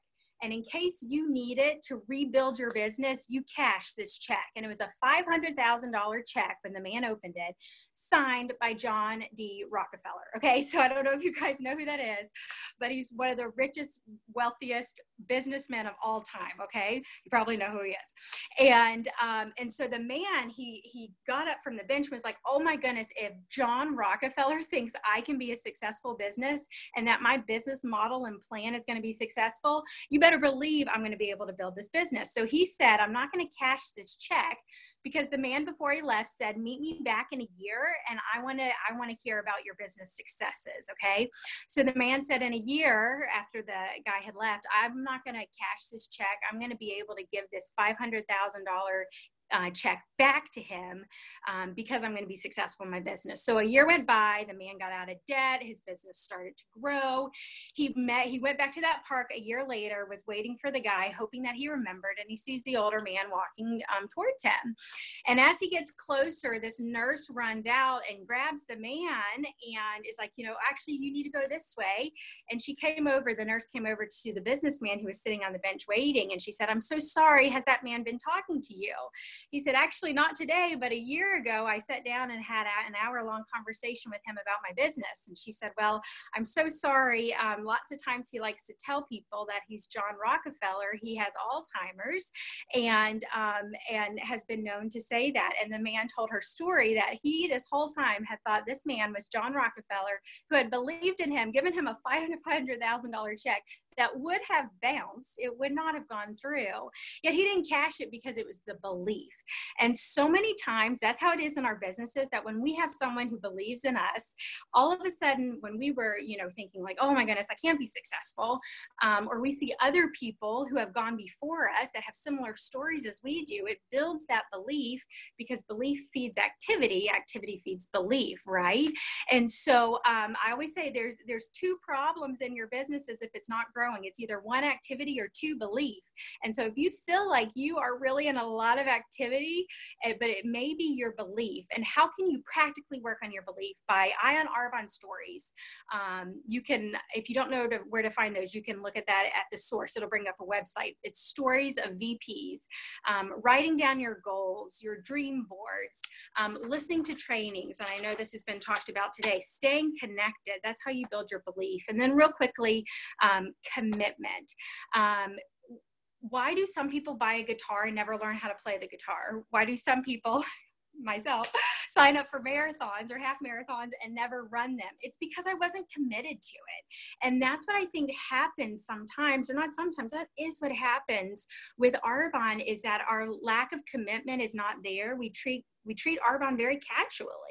And that is something that I know myself that I had fallen into the trap of, is I was kind of casual with how I treated my Arbonne business. And until I got committed and realized that I was closing the back door on quitting, that I was going to be moving forward. I was going to get better at all the different reach out methods. I was going to get better at personal development.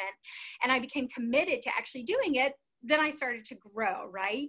And this is the last thing, and then I'm going to wrap it up real quick, is that I think the reason, when I was even looking at this with the guitar, why we don't learn how to play the guitar when we buy it or whatever it may be. And it's the same with Arbonne, is because we have to work hard up front with less return than the effort. Okay. But in order, we do this to reap significant returns on the back end. Okay. So when I was a consultant, district manager, whatever, driving 3-4 hours to do an event, would sell maybe a scrub or something and then drive home, I felt like I was putting in a lot of effort. For my first paycheck was around $17. Okay.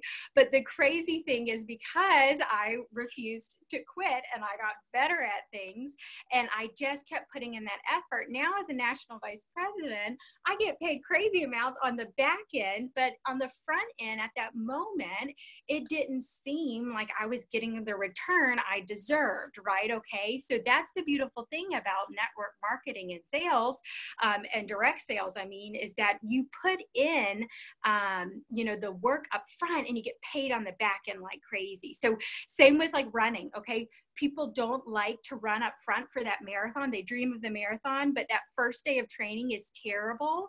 And so they don't get back out and do it, or whatever it may be. But by the time that you're consistently running is fun. It doesn't take the wind out of you like it used to at the beginning. And it's because you're getting better and better. And then by the end, it's not that difficult.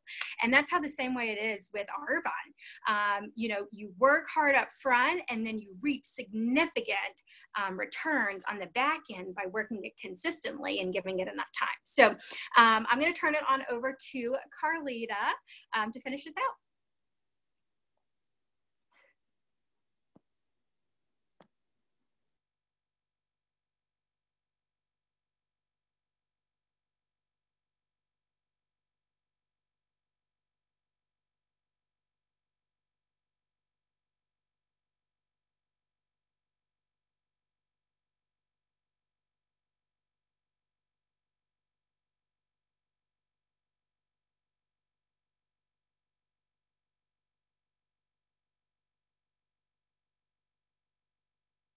Carlita, you're muted. Sorry, thank you.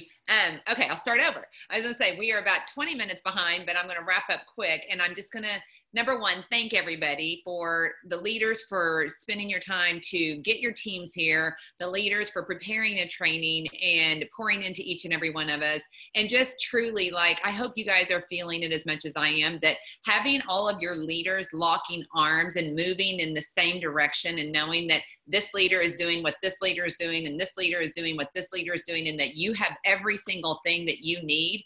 You don't need to be looking around anywhere but at your leader to be able to know you are fully equipped to have every single thing you need to be able to build a multi-million-dollar health and wellness business. And I mean, you may be brand new, but I mean, I'm telling you, you need to believe you can build a multi-million-dollar health and wellness business, because we believe that about this business, and we believe that about you.